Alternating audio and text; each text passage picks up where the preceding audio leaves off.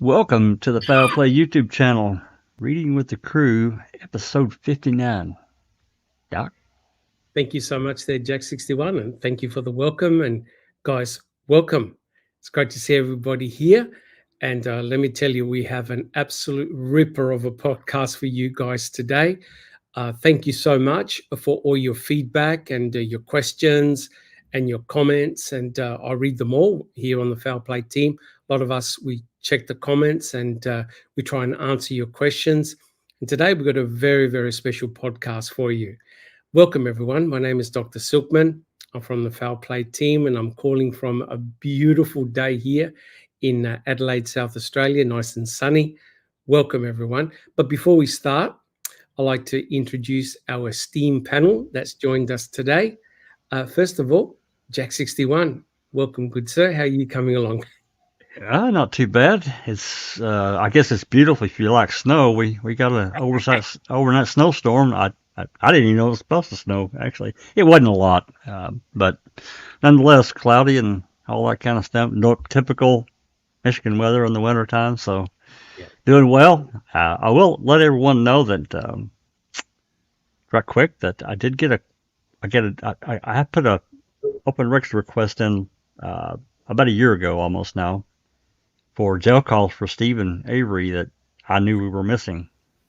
Well, after a year, I got a single call. It took them 1 year to give me a single call. Just letting you guys know.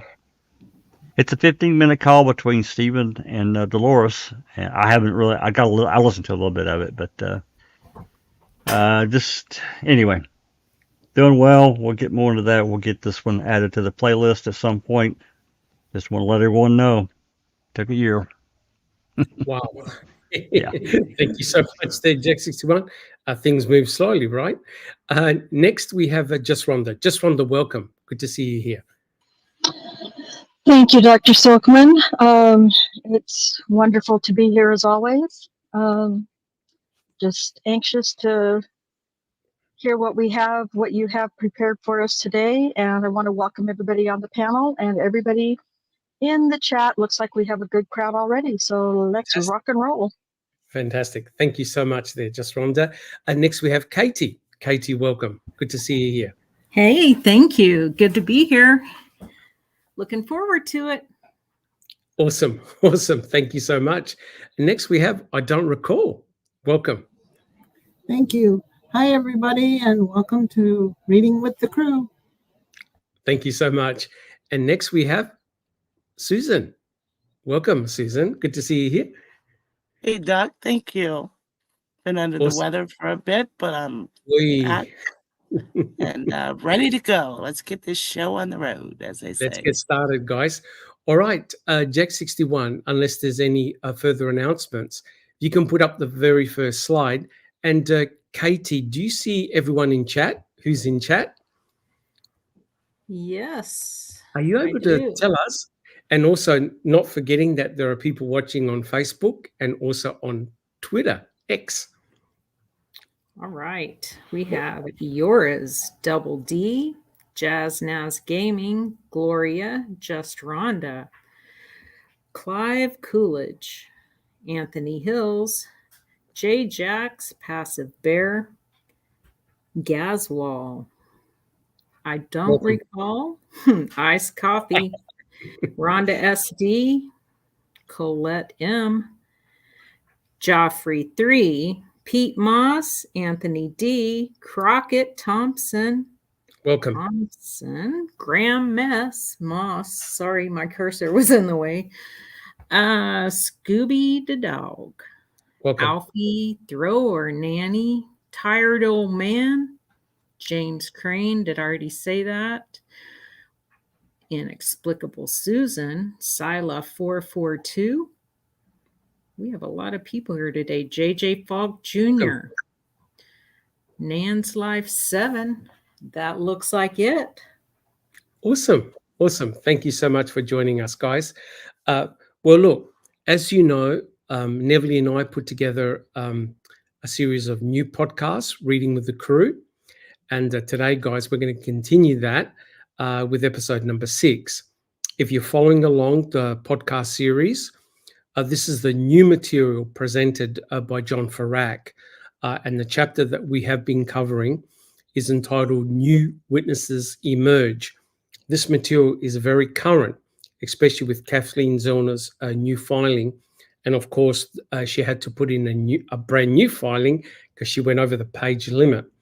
And Susan did a fantastic job the other day reading through her new filing that she submitted. So today, guys, we have a special treat for you. We're going to be continuing our chapter, but what we're going to be focusing on today, and we've got a lot of questions, a lot of inquiries. So today, guys, we're going to do a bit of a diversion, but it is important. So guys, today, what we're going to be focusing on, we're going to do a deep dive into John LeQuern, who was the propane tank driver. We're going to ask the question whether he was a key material witness on October the 31st, 2005. Specifically, what we're going to ask is, did he actually see Teresa's RAV4 drive past him on Avery Road, or did he see somebody else? That's a very, very important question. Next, we're going to ask, is there an actual simple explanation for how John had completely missed seeing a 25 to 45 foot long black and yellow school bus drive past him? Now, this bus would have driven past him twice, once on the way in, once on the way out. Is there a simple explanation to explain that? Because he most definitely didn't see the bus drive past him. Now, here's another important question. Could Teresa's Mystic Teal Mica RAV4, that's the official color, can it actually be mistaken for, quote, a green mid-sized SUV? That's what John LeQuern said of the vehicle that he saw drive past him. Can you really mistake the two? Now we're going to get into a controversial topic. If this isn't controversial enough, towards the end, we're going to ask the question, did Bobby Dassey's own brother, Blaine, did he actually see Bobby Dassey in a green-blue vehicle on Highway 147 on October the 31st, 2005? Did he actually see this? And finally, guys, all of us here on the Foul Play team, we want to thank you guys. We want to thank our supporters and also our mods who do a fantastic job keeping the chat going. Jack61, if we can have a look at the next slide, please. Just putting up the standard disclaimer, just to let you guys know that the material does not belong to us. The material belongs to John Ferak, and we're using this material to provide commentary for educational purposes and also for research. But all the material belongs to John Ferak. It doesn't belong to the Foul Play team. If we can have a look at the next slide, Jack61. Again, I'm not going to go through all of these. Please pause the video later on. Make sure that you read them. It is very important that we are providing our own personal opinions. We'll tell you when we're speculating. And the important thing is that speculation is not facts. But we are permitted to speculate and look at different scenarios. It's very important that you do your own research, come up with your own conclusions. If they're different to ours, that's fine. Just one thing. We're not here on the Foul Play team. We're not accusing anyone, and that includes Bobby Dassey, of doing anything nefarious involving the murder of Teresa Horbach. Right, guys? We're presenting the material as presented in the chapter, and also we're presenting official material from the trial, DCI reports, CASO reports. We'll let you know when we're speculating. The only thing that we ask, guys, is please be civil and respectful in your comments. Don't try and hijack the comments. If you have a question, put a Q, and we'll try and answer the question probably towards the end of the podcast. And Jack61, if we can have a look at the next slide, please. As you know, guys, all of us here and I'm sure all of you guys in chat are here to find the truth to what happened to Teresa Horbach that awful day. As you know, Teresa lost her life at a very tender age of 25 years. What happened to her was truly, truly shocking. So we do this to find the truth. Thank you, Jack61. If we can have a look at the next slide. And again, guys, this is a disclaimer, and I'm going to read it out to you. It is very important, right? The content that we cover in the podcast may contain material that some may find triggering, offensive, or disturbing in nature, right? Our intention is not to disrespect our viewers nor any individual and their respective families that are mentioned in our podcast. So please, guys, as a warning, viewer discretion is strongly advised. Thank you. Jack61, if we can have a look at the very first slide. So now we're starting the podcast. And I went back to all the original literature and the case to try and find out who was actually present on the Avery salvage yard on October the 31st. And lo and behold, we have another propane tank driver, which I wasn't even aware about. And his name is Daniel Vincent. Just Rhonda, do you see slide F? Yes, I do, Doc. Yep. So what I did is I cut a small section of the CASO report. You can check it out. It's on page 201. Can you read out just this little section? Thanks, Just Rhonda. You bet. I informed Mr. Vincent he should call me back when he received the exact time he was on the Avery property. On Friday, 11/11/05, I did receive a return call at 13:01 hours from Daniel Vincent. Mr. Vincent told me he did look at the records, and the records indicate he arrived on the Avery property at 12:26 hours, and he left the property at 1300 hours. Deputy Bill Tyson, Calumet County Sheriff's Department. Okay, so I don't know if anyone on the panel or anyone in chat was aware of this, but there was another propane tank driver who actually delivered propane to Dolores, right? And he said a couple of very interesting things. And I learned a lot from this particular gentleman. So essentially, he stated that when he arrived on the Avery salvage yard, he said that it was very, very quiet. He didn't see anybody around. So he was a new propane tank driver, and he delivered propane and he filled up Dolores's tank. To Dolores's great surprise, when she came out, she's going, "What are you doing here? You're not the regular tank driver, you know, who tops up my propane tank." So he said that when he filled up the propane tank, he doesn't need the delivery person, the person he's filling the tank, to be present. So when a propane tank driver fills up propane tanks on properties, they don't need the client to be there, right? They've got all the necessary tools and equipment to go to the propane tank or tanks and fill them up, right? They take note of the amount of gallons or whatever it is in America that they fill up, and they bill the client accordingly. So they don't actually need the person to be there on the property.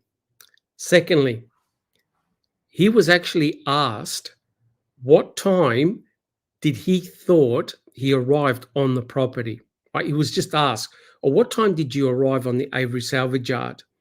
And he actually said, sometime between 1 and 1:30, right? So he estimated what time he actually was on the property. He said 1 to 1:30.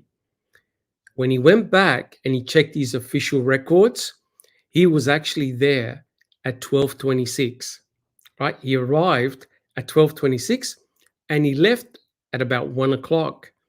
Notice, by fluke, on October the 31st, yet potentially another propane tank driver who could have been out by up to an hour.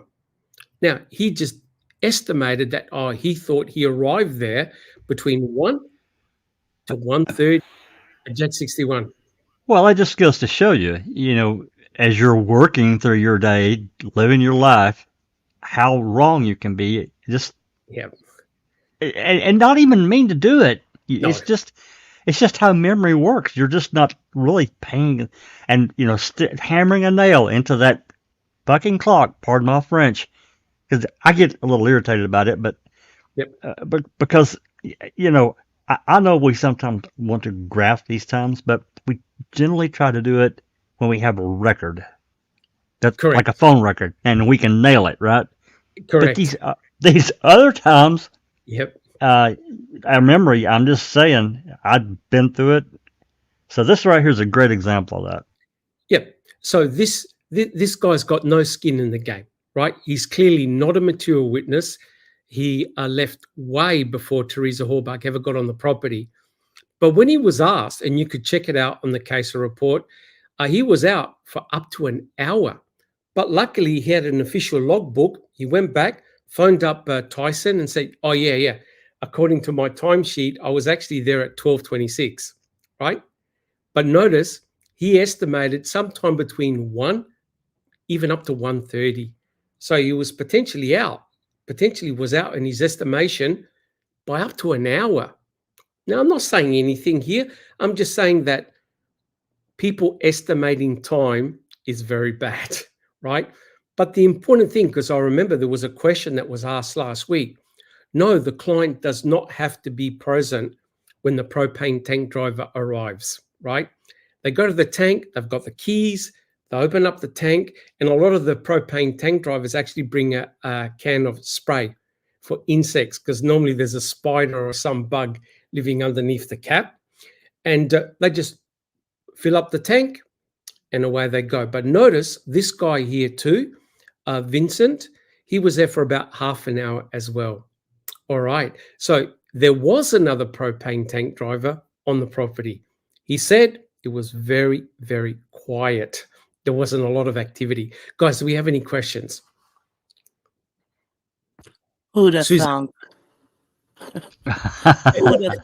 Who'd have thunk? Another propane driver. Another propane tank driver, correct. Just telling you, it's pretty common. You'd be surprised. You don't look in people's backyards. How many people actually have propane tanks and that can't get natural gas, I do know Stephen was supposed to be getting gas while they had the property.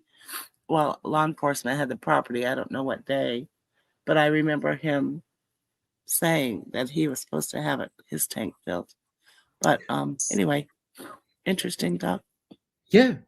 So if we have a look at the next slide, guys. So we went back, and I'd like to thank Cherie Lynn Pontillo, who checked the actual pictures of the newspaper that got delivered to Stephen Avery's property. And we showed you last podcast, the Herald Times reporter. It just so happened that the newspaper that he had in his house, and it's definitely his house, was dated October the 30th, 2005. That's one day prior to when Teresa Hallbach was on the property taking pictures of the van. Lo and behold, check 61. If we can have a look at the next picture, please. Lo and behold, on the same paper, on the same front page, if you just blow up that little section, there it is. There it is. There is the warning on the newspaper that daylight savings is going to finish. You need to turn back your clocks. So there it is. It's actually on the newspaper itself, and it's marked by the red arrow. Now, there's been a lot of arguments, how could LeQuern be running 1 hour late all day Sunday, Monday? How can that be possible? Well, it doesn't necessarily mean he was running late. It all depends on which clock he was referring to when he estimated the time. Jack 61. Well, yeah, and I don't disagree with that question. However, we're talking about his truck, right? That's one thing. So we got two separate things here. If he was at home, there may have been maybe his wife or some other family member reset all the fucking clocks, and he didn't have to worry about it, right? Correct. But Correct. then when he goes to work, he officially may have been on time, but his truck clock was wrong, and that's Correct. right. Correct. And sorry, Jack 61, continue. Well, I was basically done, but what I'm saying is he was on time personally, but his Correct. truck clock was wrong. Correct. So the only thing that he actually estimated was the time he went to fill up at the end of the day. That's it. Now, because he delivers propane to customers, he's not on a tight time schedule. They arrive when they arrive. When they arrive at somebody's property, they just fill up their tank and they leave. I don't believe he had to be at a certain place at 10 o'clock, 12 o'clock. He just arrives. And Jack 61. Yeah, the only time that I know that that I've ever seen this kind of thing where they really want to nail it is like when your tank is installed or the first time. They want the tank driver there to, do his thing, fill it up however much you want. Generally, you get a 95% fill up. But that's different. As a normal course of business, they just I'm just telling you, I just don't remember my dad talking about it, because he always bitched about the gas bill. They would get down to 15%. But I swear I remember him always saying, not knowing what time he's coming. I'm like, does it matter? No. Who cares? Who cares? Well, I know I got to pay that. I'm like, you're not paying the driver. You send it into the company. What difference does it make when he comes? He's just going to come fill it up and leave. He's going to leave you a receipt of how many pounds he puts in there. That's correct. And that's it. So he would. I'm pretty sure he would. That guy would call and say he was going to be there on a certain day in the morning and the afternoon. I don't think he ever gave a time. Not that I can recall. No.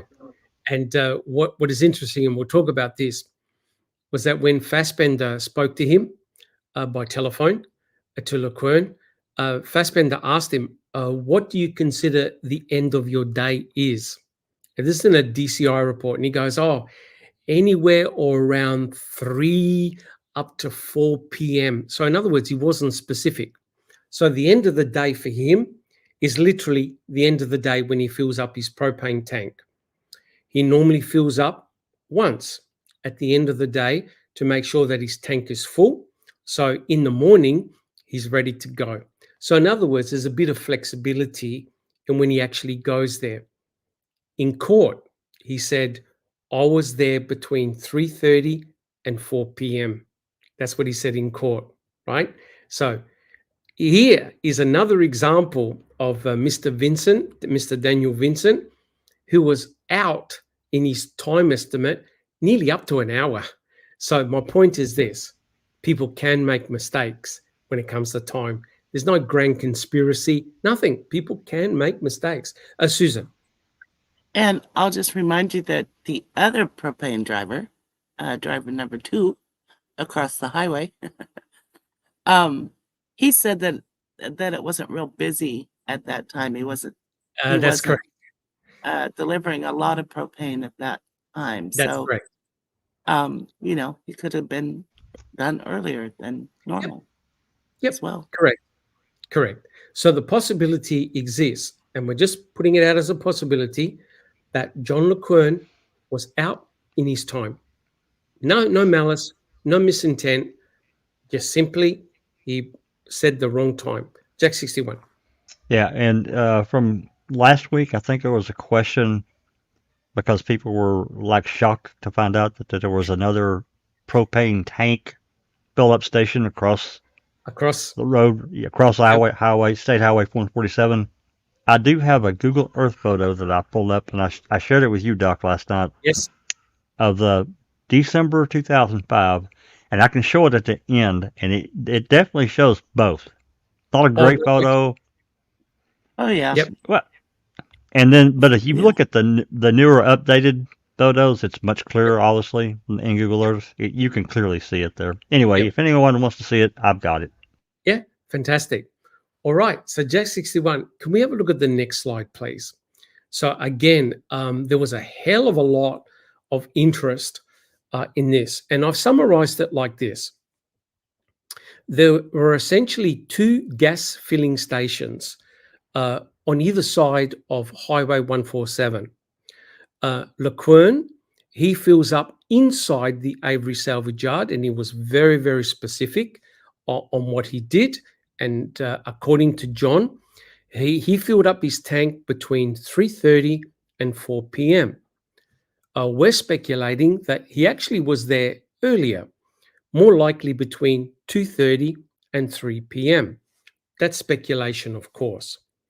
Now, you can see the position of Avery Road and Highway 147.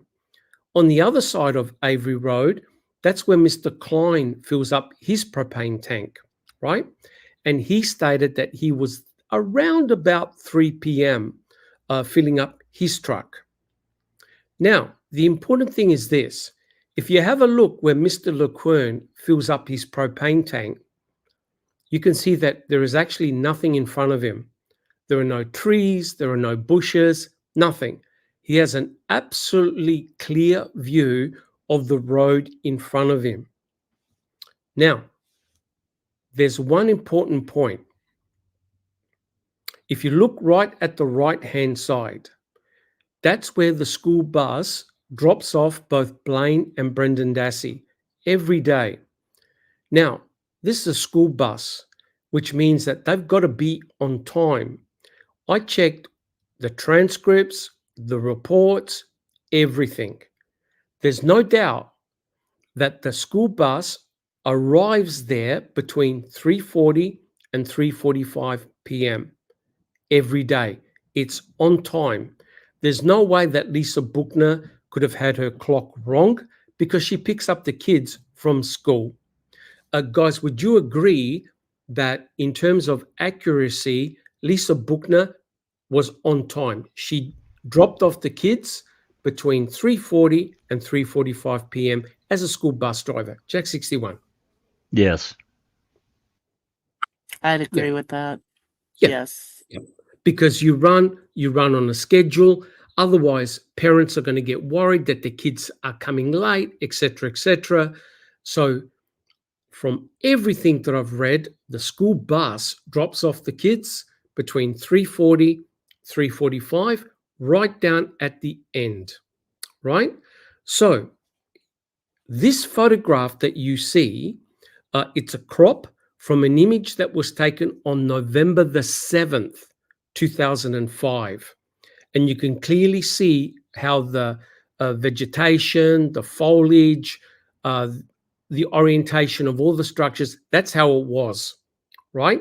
So quite clearly, Mr. LeQuern had a very clear view of what was in front of him, right? So you need to take into account 3 vehicles: Teresa's Toyota RAV4, Bobby Dassey's Blazer, and the school bus, right? So how can we potentially debunk John LeQuern, right? Was he really there at 3:30 or was he there earlier? So do we have any questions so far, guys? I have one comment, and maybe we Yes. can ponder this later. I don't want to interrupt what you're doing. But the orientation of how the pull-in spots for these filling tanks were, and how these drivers would pull in or back in, and I think it's an interesting thing we can look at. We can look at it later, though, because it's not exactly like I thought. It's a little different, but we'll look at it later. Yep. And John, in his trial testimony, said exactly where he was, where he pulled up next to the propane tank. So he backed up. It was very, very specific. So we know exactly where he was. So if we have a look at the next slide, Jack 61, this is very similar to the slide that you showed me, right? This is from Google Earth. This is a current picture. And guys, you can see the 2 filling stations where Mr. Klein was. He works for Feral Gas. He was on the other side of Highway 147, and he stated in a DCI report, no, he did not see Teresa's RAV4. Now, this is important. From the phone calls, you can estimate pretty close to when Teresa arrived on the salvage yard. She arrived at around about 2:31 p.m. This is based on phone call records. Around about 2:31 p.m. Now remember, times are not exact. It could always be plus or minus a few minutes. She left around about, timing-wise, around about 2:38 p.m. But remember, times are not exact. And what did Stephen say? Stephen said, hey, she was there for around about 5 or so minutes, and then I saw her leave. So she actually was not, if she had left, she was not on the property for a long period of time, right? She was gone within a few minutes, right? Now, have a look where John LeQuern was at the filling station down below. He works for Valdez Co-op, right? The only thing that John LeQuern said was he saw a mid-sized green SUV drive past him. He did not see the driver. He doesn't know whether it's an old person or a young person, male, female. He was adamant. He goes, I didn't see the driver. I didn't even see the vehicle turn left or right. The vehicle drove past me, headed towards the stop. That's it. That's the only thing that John LeQuern said. Now notice, he said that he never saw any vehicle arrive.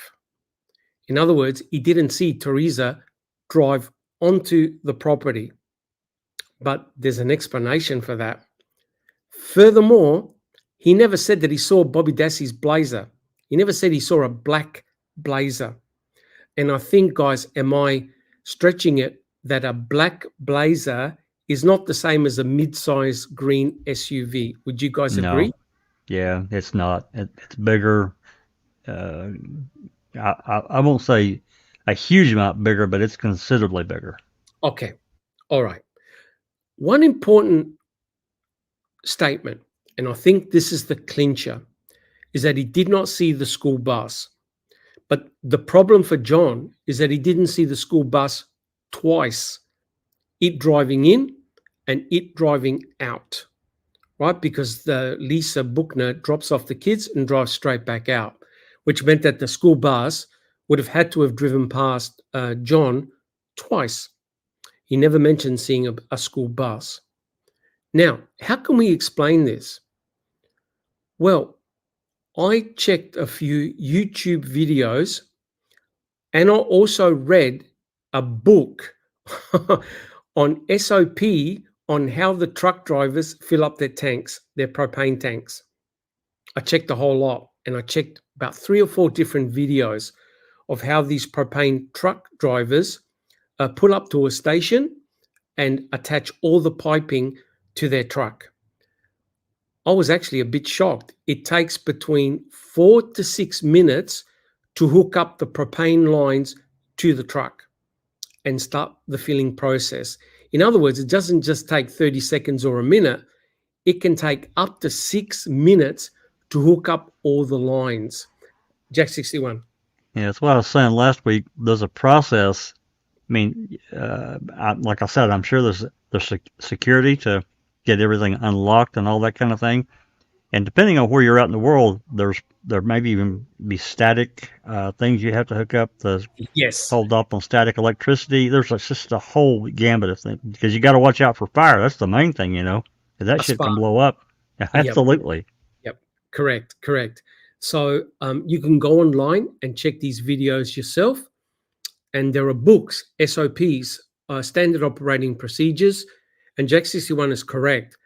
There's a strict protocol that they must follow to make sure that the truck doesn't blow up or the station doesn't blow up, because we're talking about propane, right? Very, very flammable. So that meant that John would have had to have left his truck and walked behind his truck to hook up all the pipes. Guys, would you agree? Yes. And just so it, and Sure. I think I'm going off memory here, but I'm pretty sure these large tanks like we see here in the photo, I think they hold roughly 15,000 gallons of propane. I think that's They're right. big. Yeah, they're big. This is a major loading station, right? They are big tanks, right? So it means that John is actually behind his propane truck for about between 4 and 6 minutes, loading everything up. Now, if you look at his trial testimony, he goes, once I've hooked up all the propane lines, I go in my truck and I write down, he said, I quote, percent number down in my logbook. So in other words, he knows how much propane he's loading into his truck. Jack 61, any comments? So in other words, he writes down the volume of what he detanks from the tank. Yeah, he would have an indicator gauge of some kind to tell him how much propane is in his tank. So he's going to write down a starting and an ending percentage, I'm sure. Yes. Yeah, that would be standard, I think. Yes. And to my surprise, a lot of the trucks have got like a printing machine at the back where they put in a ticket and it actually prints out how much propane they take out. So it's a record. And I dare say there would be a time stamped on that ticket. And it'll be very interesting to see if the records still exist. I doubt it after all this time, if an actual time was printed on the ticket. Because remember, Vincent checked his logbook and came back and said, oh no, I was actually there at 12:26. So there's a time stamp. But here, John doesn't provide a time stamp. He gives a rough estimate. Guys, any questions so far? No. Susan. Okay, awesome. So if we look at the next slide, this is a propane tank truck from 2005. And as you can see, I'm not saying that this was John's propane truck, but this is a generic type of truck. And as you can see, all the pipe work is at the back where they hook it up to the big propane tank. And as you can see on the left-hand side, there's a meter that they jot down the numbers of how much. And you can see in the middle of the propane tank that Jack 61 said that's where they get the volume in their tank. Do you see the meter, Jack 61 and guys, in the middle? Absolutely. Yep. So they know exactly how much is in their truck. Now, remarkably, they never fill the truck to 100%. They always fill it between 80 to 85%. And Absolutely. the reason for that, sorry, Jack 61. I'm sure it's because of expansion and contraction. That's it. Correct. It's because of vapor, right? Potentially the whole thing can explode or leak. So they only fill it to about 80 to 85% max, right? And a lot of customers complain that their tank isn't full, right? It was that your dad, Jack 61, complaining about that. Yeah. They never fill it over 85, 90%. Never. Yep. Correct. And according to the videos that I've seen, it takes about 15 to 20 minutes to fill up. Now, when their tank is filled to 80 to 85%, it takes about 4 minutes to unhook all the lines and then get back in the truck and drive away. Therefore, John LeQuern was spot on. It takes about 30 minutes from start to finish, right? So his estimate of how long he was there was correct. If he filled his truck to 80, 85%, then he would have been there for 30 minutes. The only argument is, hey, when was he actually there? Was it 3:30 or was it closer to 2:30? Guys, do we have any questions so far? I think you're good, Doug. Okay, awesome. So here's the fundamental issue. Jack 61, if we can have a look at the next slide. This is the big problem. And that is John did not see the school bus. Now, this is something he normally sees every day because Lisa Buchner drives both Blaine and Bobby Dassey down to the bottom of Avery Road between 3:40 to 3:45. Now, Lane and Brendan, Doc, sorry. Brendan, sorry. not Bobby, Brendan and Blaine Dassey to where the letterboxes are, right down the end of Avery Road. So we know that that's a fixed time, 3:40, 3:45. John was at a loss to explain why he didn't see the school bus, right? Now, a school bus, you can see it's big, it's visible, it's black, and it's yellow. It's very, very hard to miss. And I think, correct me if I'm wrong, guys, but in the US, do the school buses have their lights on and off, blinking on and off? When they're stopped. When they're stopped. Yeah, Okay. there's an indicator typically right beside the driver's window. There'll be a stop sign that will actually flap out and has flashing lights on it, and then the lights at the back also flash. Yep. Awesome. So yeah, I mean, the school bus would have been there around about 3:40 to 3:45. Potentially, Teresa Horbach, according to Stephen, and there are other possibilities, according to Stephen, she left before 3 o'clock. All right. She left, according to the timeline, around about 2:40, definitely before the school bus arrives. Guys, do we have any comments? We're all No, good?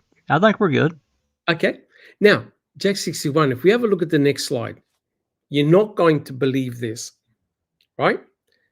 Kathleen Zellner, she did a reconstruction, right, where she drove a RAV4 onto the property, onto the Avery salvage yard, and with a stop clock, determine how long it took the driver to go into the property, take photographs, encounter Stephen, and drive back out. By a fluke, this is at the end of Avery Road. There's a school bus, right, parked on the left-hand side, right? And in actual fact, on the Avery salvage yard at that time, there were two school buses. So it must have been a junked vehicle or something like that. But if you now position, see where the blue car is, pretend that's John LeQuern's point of view, him sitting in the truck. Now, remember, if he arrives at around about, go with his timeline. He arrives there at about 3:30. And remember, he can spend up to 4 to 6 minutes outside. Then he comes back in. He's sitting in his truck and he says, I just watched the vehicles drive by and I listened to some music. So LeQuern, by all right, should be in his truck, not outside, right? Because remember, if the school bus comes at 3:40, 3:45, John LeQuern is sitting in his truck, Jack 61. Yeah, and that goes back to the orientation. If he's backed into that spot, he's facing Avery Road. And that's what he said in the court. They asked him exactly where you were, and he goes, I'm facing Avery Road. There you go. I mean, how could he miss? I just don't know how you could miss it both times. Yep. I'm sorry, I don't see it. Yep. So, guys, put yourself in his point of view, sitting in his cabin, looking straight out. How can you possibly miss that bus twice? Drive right past him twice. Guys, do we have an explanation? Can we explain it? I can't, as we sit here today, I can't. I'd like to be able to and close the book on it, but I can't, other than to say that his time was wrong. That's the only explanation that I can come up with. Reasonable explanation. Yep.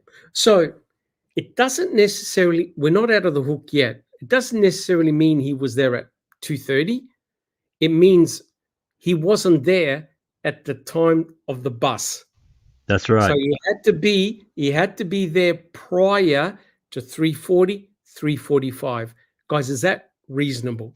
Is that a reasonable hypothesis? I think it is. I mean, we're, I guess, speculating a bit, but I don't think we're speculating too much. Again, this goes back to the timing of when school buses typically drop off kids. They're pretty closely timed, unless there's a car accident, which would be a little bit rare. But yeah, I think it's real reasonable. I don't think we're way out on Pluto talking about this at all. No. Like if John had mentioned, look, I saw the school bus, party over, guys.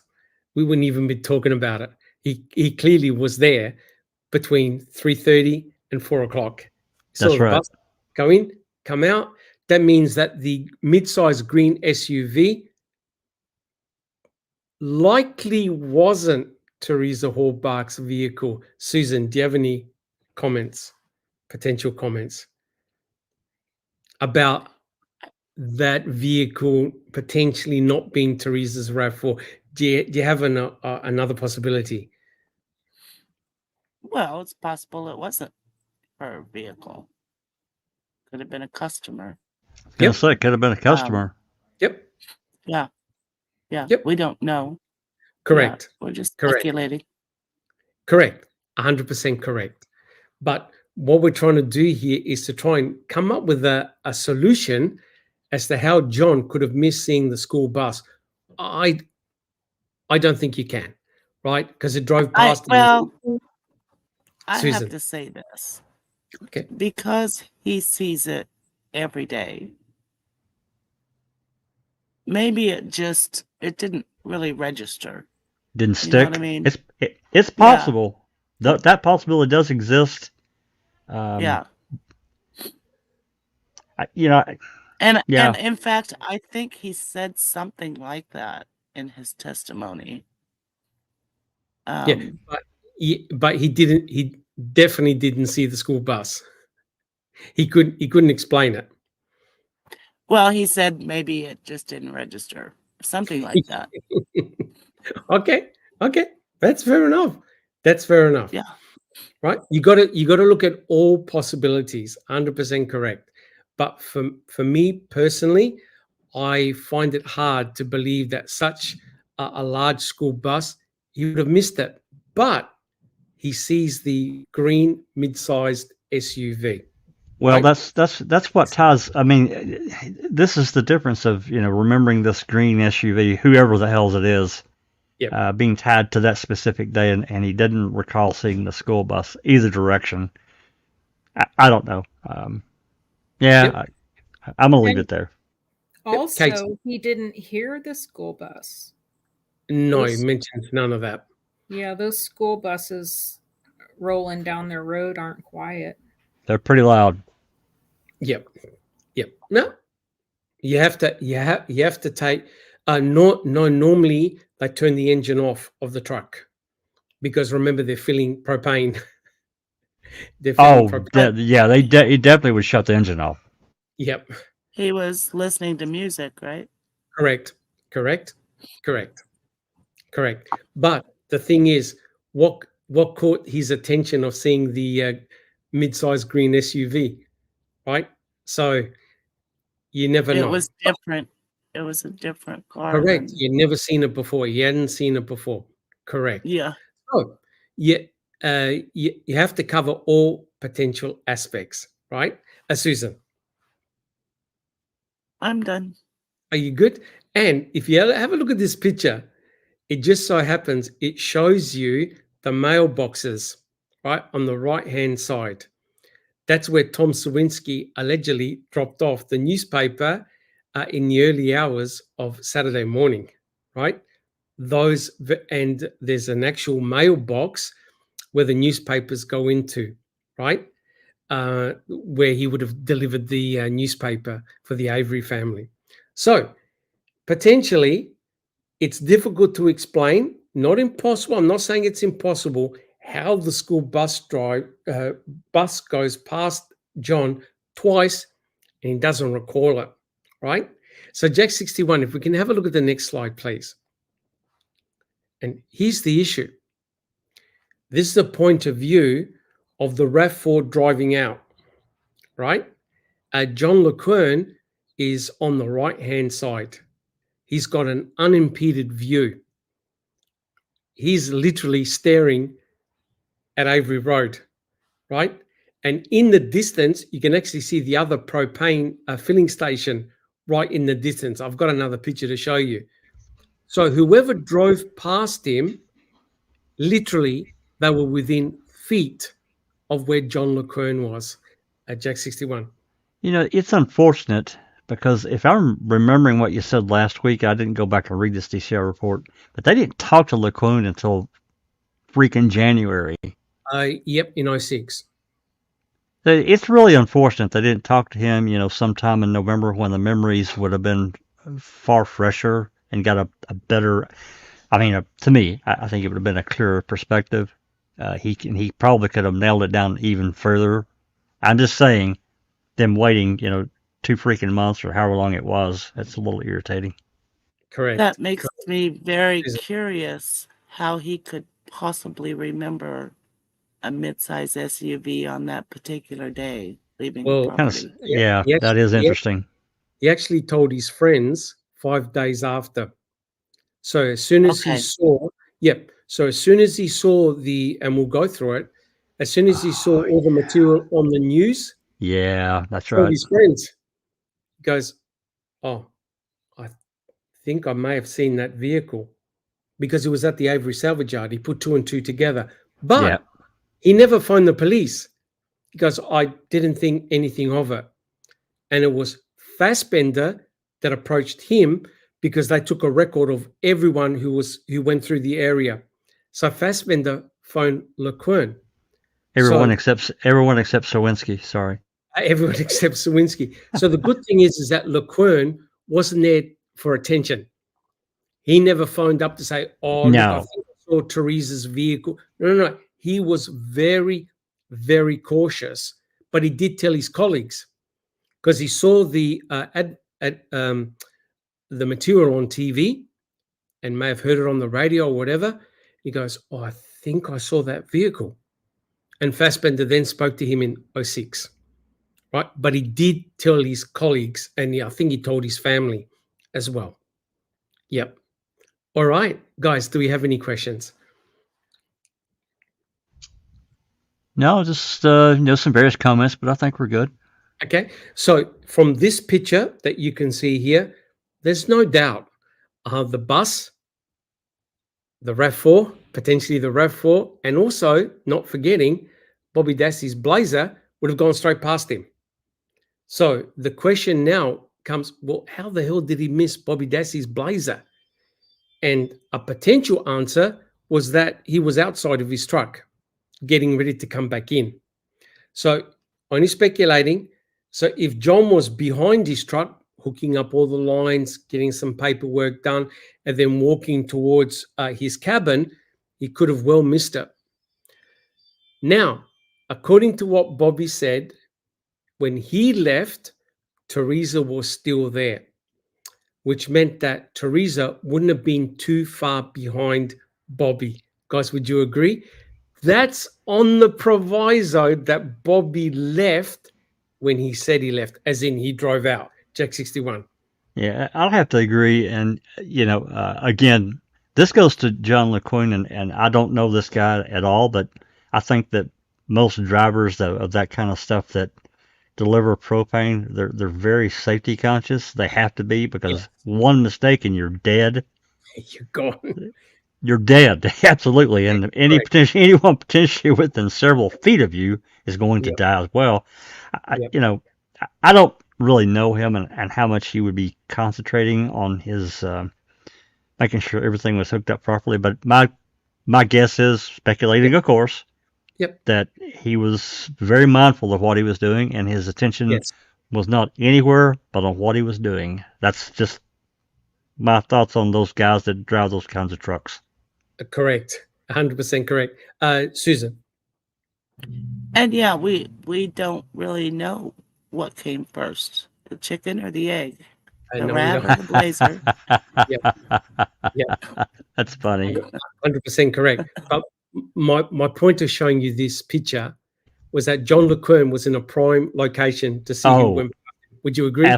absolutely. He's right Yes. there. I mean, he's within, Yes. 20 He- feet of the road. Yeah, he's right. He's right there, and he backed his truck up.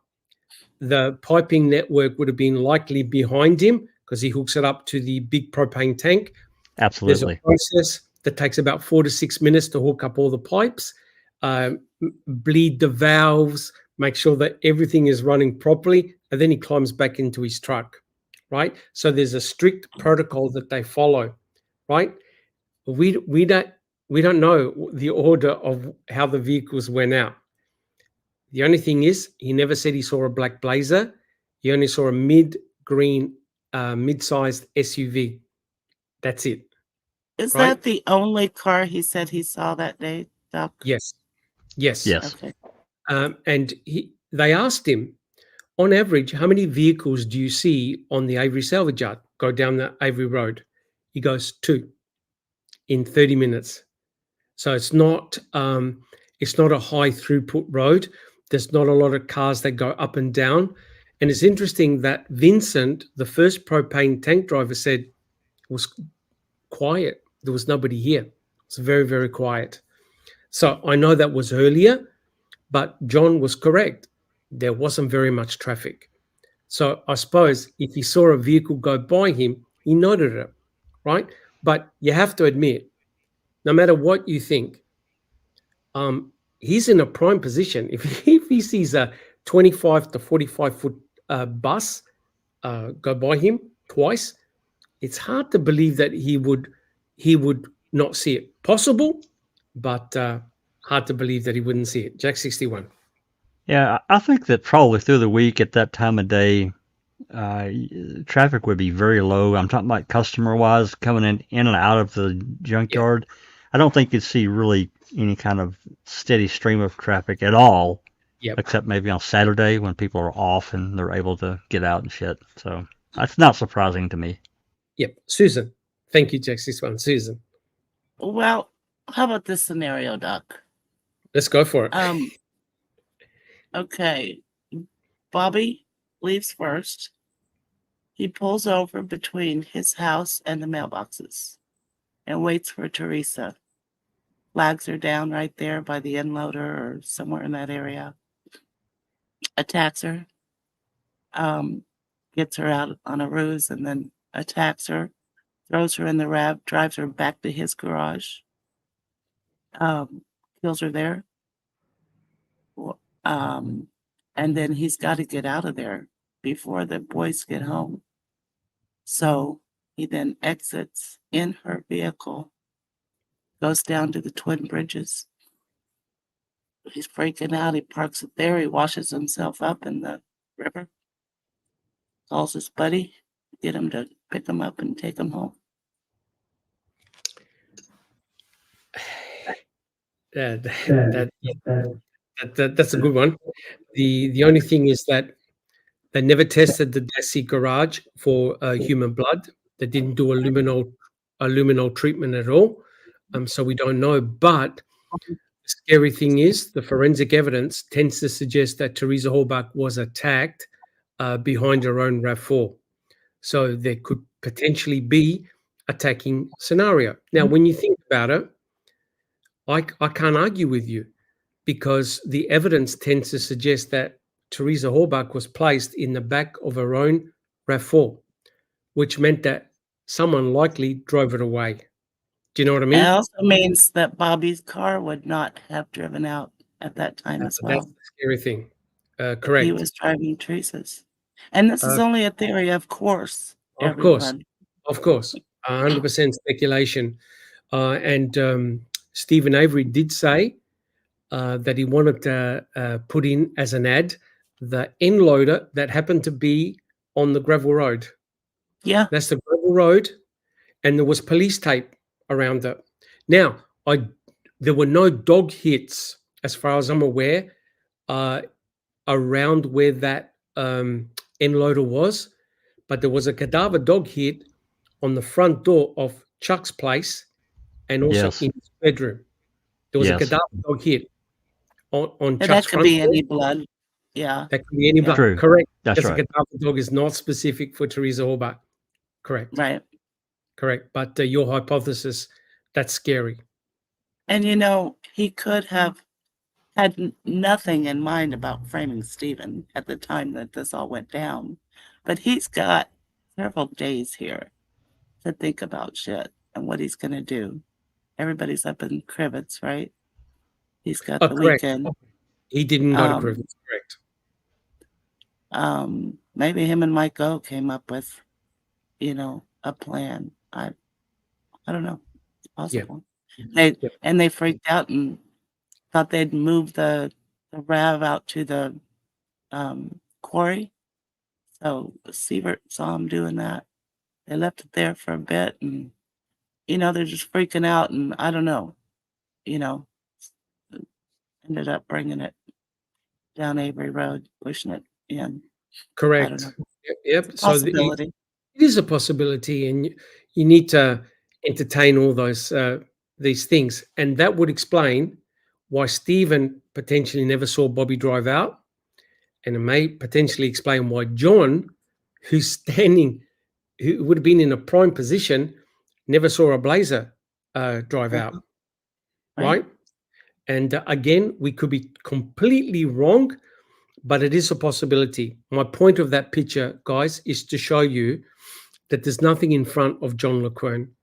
He had a prime viewing position, and I know that Neverly came up with this idea. Well, maybe there were bushes or trees.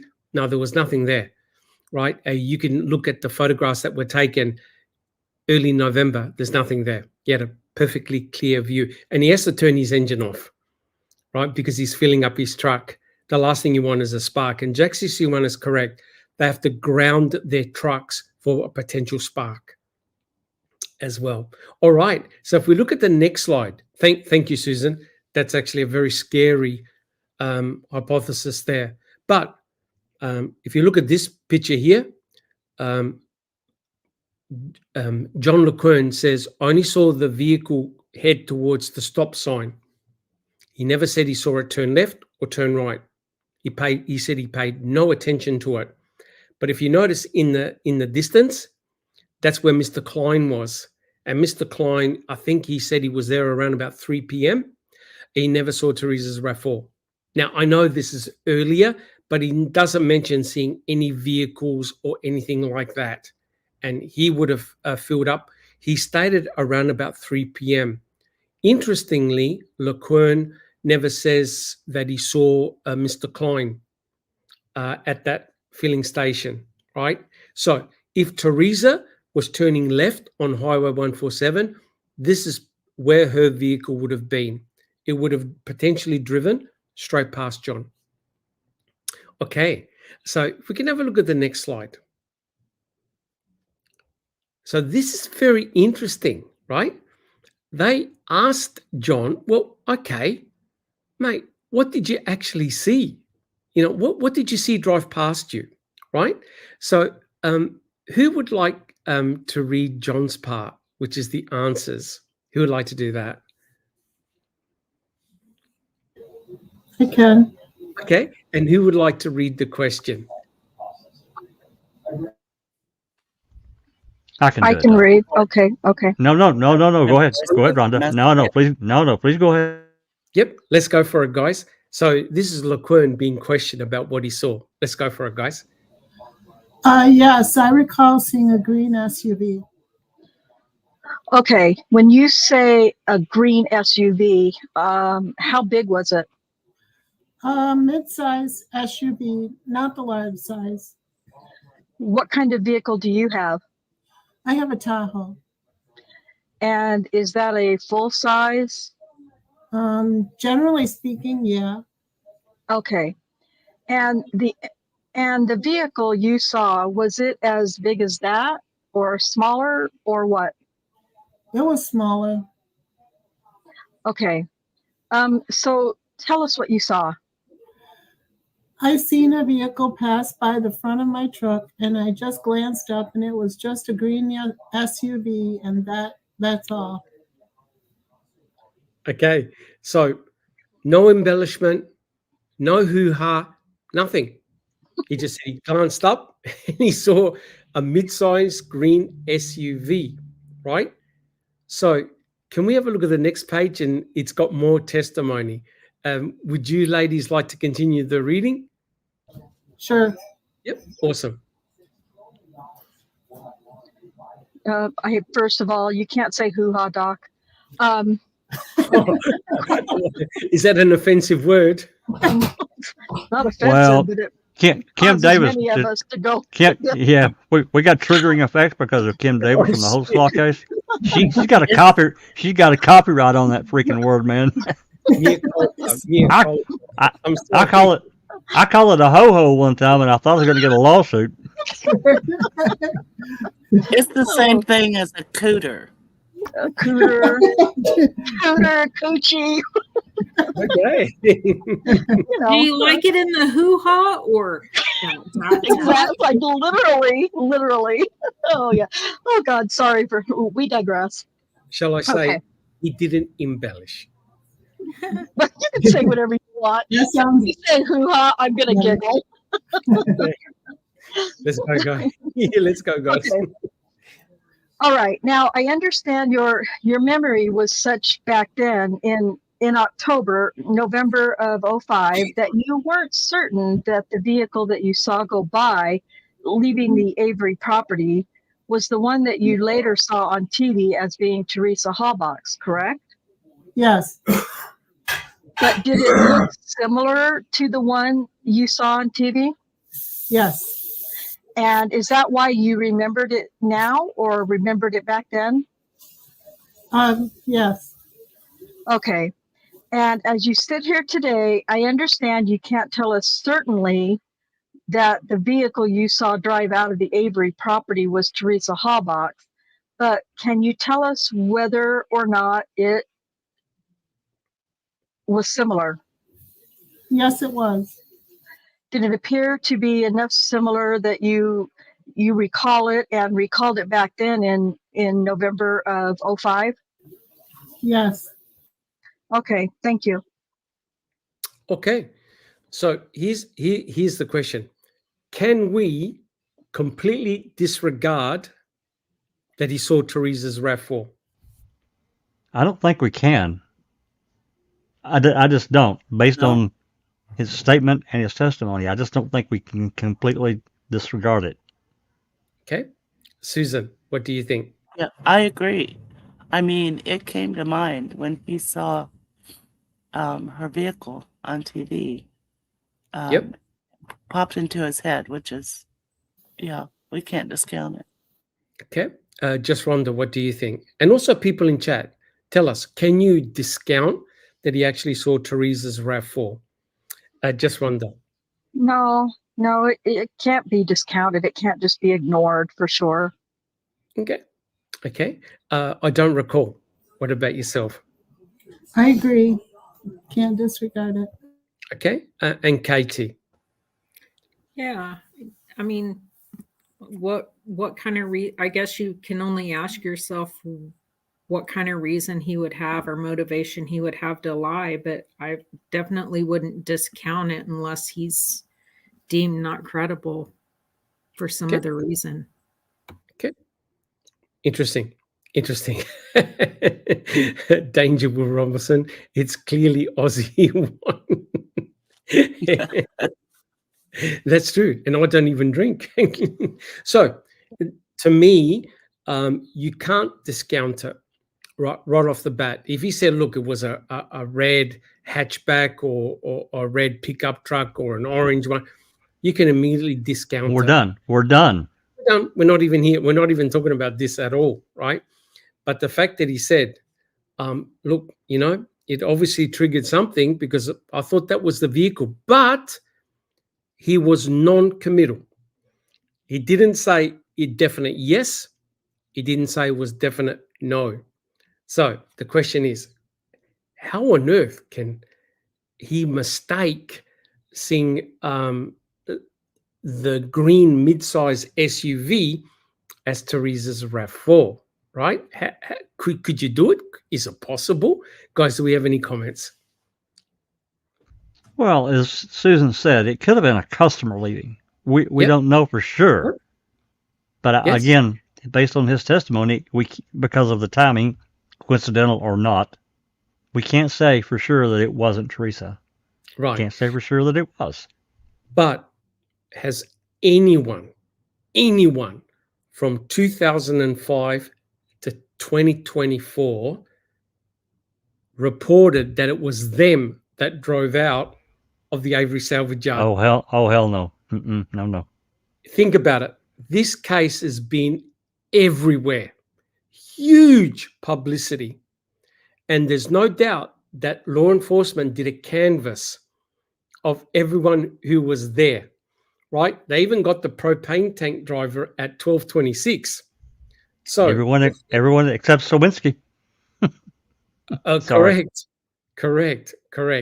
Does someone want to read Travis's comment? Travis Williams says, think Doc has it. So if KZ can get an evidentiary hearing on the paperboard, sorry, I'm bad with names. It's a Sowinski. Yep. This is a way to open up the evidentiary hearing. Yep. Thank you so much, Travis, and welcome. Yep, that's precisely my point. The thing is that you can now potentially bring in other individuals itself. Why is John LeQuern, why are we wasting our time on him? Because potentially he could be either nothing or a key material witness. Now, when you start to look, and we'll discuss it, when you look at the anecdotal evidence suggests, and even Susan said it, that Teresa's RAV4 was off the property. This gentleman happened potentially be the one and only person, apart from Stephen, who's an independent witness, see Teresa's RAV4 drive right past him. Right? So potentially he is a very important witness. Susan, did you have a comment? And really, regardless of the time, if it was her, the fact Correct. is that it left. Correct. Correct. Good point. Yeah. Regardless of the time. Very, very good point. Now, so what I decided to do was, okay, let's just check this out, right? So John LeQuern, he's got a Tahoe. Now, look, I'm in Australia, right? I don't think I've ever seen a Tahoe over here. I could be wrong. But if we have a look it's pronounced Tahoe. Tahoe. Yep. You can tell I'm an Aussie, right? So if we have a look at the next slide, you can go to a website and what it allows you to do is compare vehicles. Now, you can select vehicles of certain vintage, but it doesn't do exactly 1999 of a particular model like the RAV4. But the RAV4 hasn't really changed that much in dimensions for a long period of time. Guys, would you agree, for you who are in America, would you agree that that represents a Tahoe and the approximate size of a Tahoe compared to a RAV4? Yeah. I mean, back then the RAV4s were pretty small in comparison to today's size. They've increased the size of them. They were pretty small. I had a friend of mine. I think I've told this story before. He was another supervisor that worked at the same plant that I did. Yep. And not long after I bought my Tundra, he bought a RAV4, and it was considerably smaller. In actual fact, he borrowed my truck for about a week, and I drove his RAV4. Yep. And it was yes, it was the 4-door. But it was still pretty small. Yep. Yeah, they were little. Yep. Yep. So you can. Yep. So, I was just going to say, I have an ex-boyfriend who had a RAV4. I don't remember exactly what year it was, but he had an older RAV, but it was considerably smaller than what I believe Teresa's was, for sure. Yeah, correct. The 2-door is much smaller vehicle. But this site is great because it allows you to look at the dimensions of the vehicles, right? And John owns a Tahoe, and he said the car he saw was smaller than a Tahoe. And by looking at it side by side, front on, the RAV4 actually looks quite smaller. But if we look at the next slide, this is when you put them side by side, right? There's a big difference. There's no way that John could have got that wrong. If the vehicle he saw was the size of a Tahoe, there's no way he could have got it wrong. Guys, would you agree? He said it was smaller. Absolutely. Yep. Yeah, Yep. absolutely. I drive a Tahoe, and I have a friend who drove an older model RAV4. And yeah, the Tahoe is like driving a full-size pickup with the bed enclosed. Yes. It takes up the whole lane. It's a big Yeah. beast, right? It is a beast. It is. We call the Tahoe the pig. So Okay. yeah. Okay. And when you think about it, a lot of the guys and also ladies, I assume, they go to the Avery salvage yard to pick up car parts. Most of them would tend to have, would you agree, pickup trucks to put car parts in, because I highly doubt it you're not going to have some type of pickup truck. Is that reasonable? I think, probably for the most part, just depending on what you're picking up. But I think by and large, that's probably true. Okay. So quite clearly, whatever John saw was smaller than a Tahoe. But if you have a look at the next picture, it's from behind. You can see the difference. So no matter, I think it's a really good image. The images that we just seen, it's quite clear that the RAV4, which was Teresa's vehicle, or whatever vehicle he saw, was much smaller than a Tahoe. And when you put the RAV4 and the Tahoe side by side, it's definitely smaller. So it's consistent with what John observed. Guys, would you agree? Absolutely, Doc. Yeah. Yes, Yes. I think so. Yeah. So no speculation. It's smaller. It is a smaller vehicle. Now, the next couple of slides are going to do your head in. Now, John never said, I saw a Mystic Teal Mika RAV4. Right? He just said, I saw a green, mid-size SUV. Right? Now, I think we've agreed that Teresa's RAV4 is mid-sized. It's smaller than a Tahoe. Now, the question is, can it actually appear green? Right? Because he never said, I saw a blue one, because I saw a green one. Right? Now, this picture is the same vehicle. The one up top definitely looks more green, and the one down below, which is taken with a flash inside the crime lab, that appears blue. Does anybody have any comments about that picture there? It's exactly the same vehicle, Susan. One is in the sunlight, one is indoors in fluorescent lights. Okay. There you go. And also, Bobby described it as teal that day. Yes, he did. He did. Which is closer to green, I think, than yes, blue. Blue green. Correct. So, guys, and I'll show you more pictures.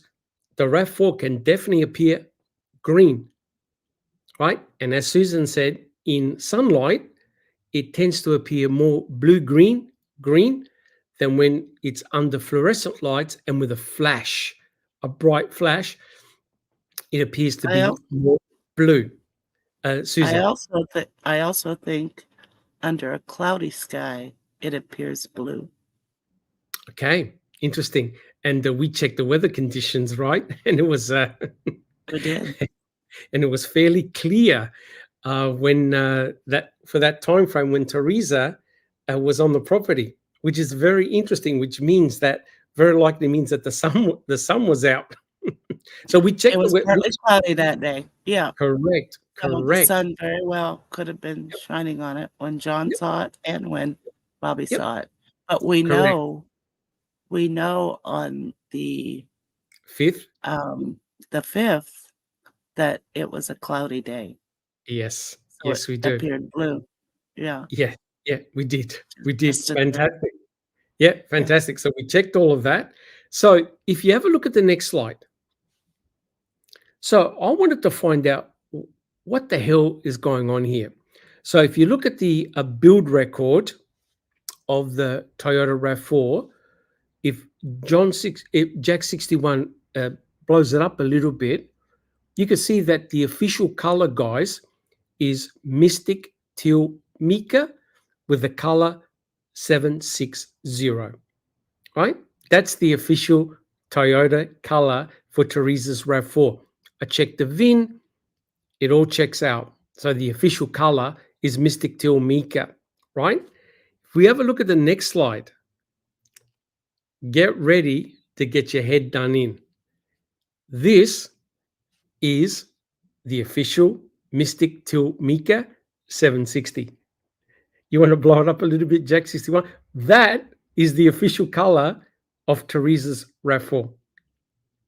Now, the question is, can that potentially look green? Susan? I'm just saying, is it blue or green? It's blue green. Yep. Okay, so that's the official color. So John LeQuern said, I saw a green one, right? And we've seen that under certain lighting conditions, it can appear green. Now, suspend your belief. Have a look at the next picture. Guys, that's Teresa's RAV4, a panel that was photographed at the crime lab with a flash. What can you tell me?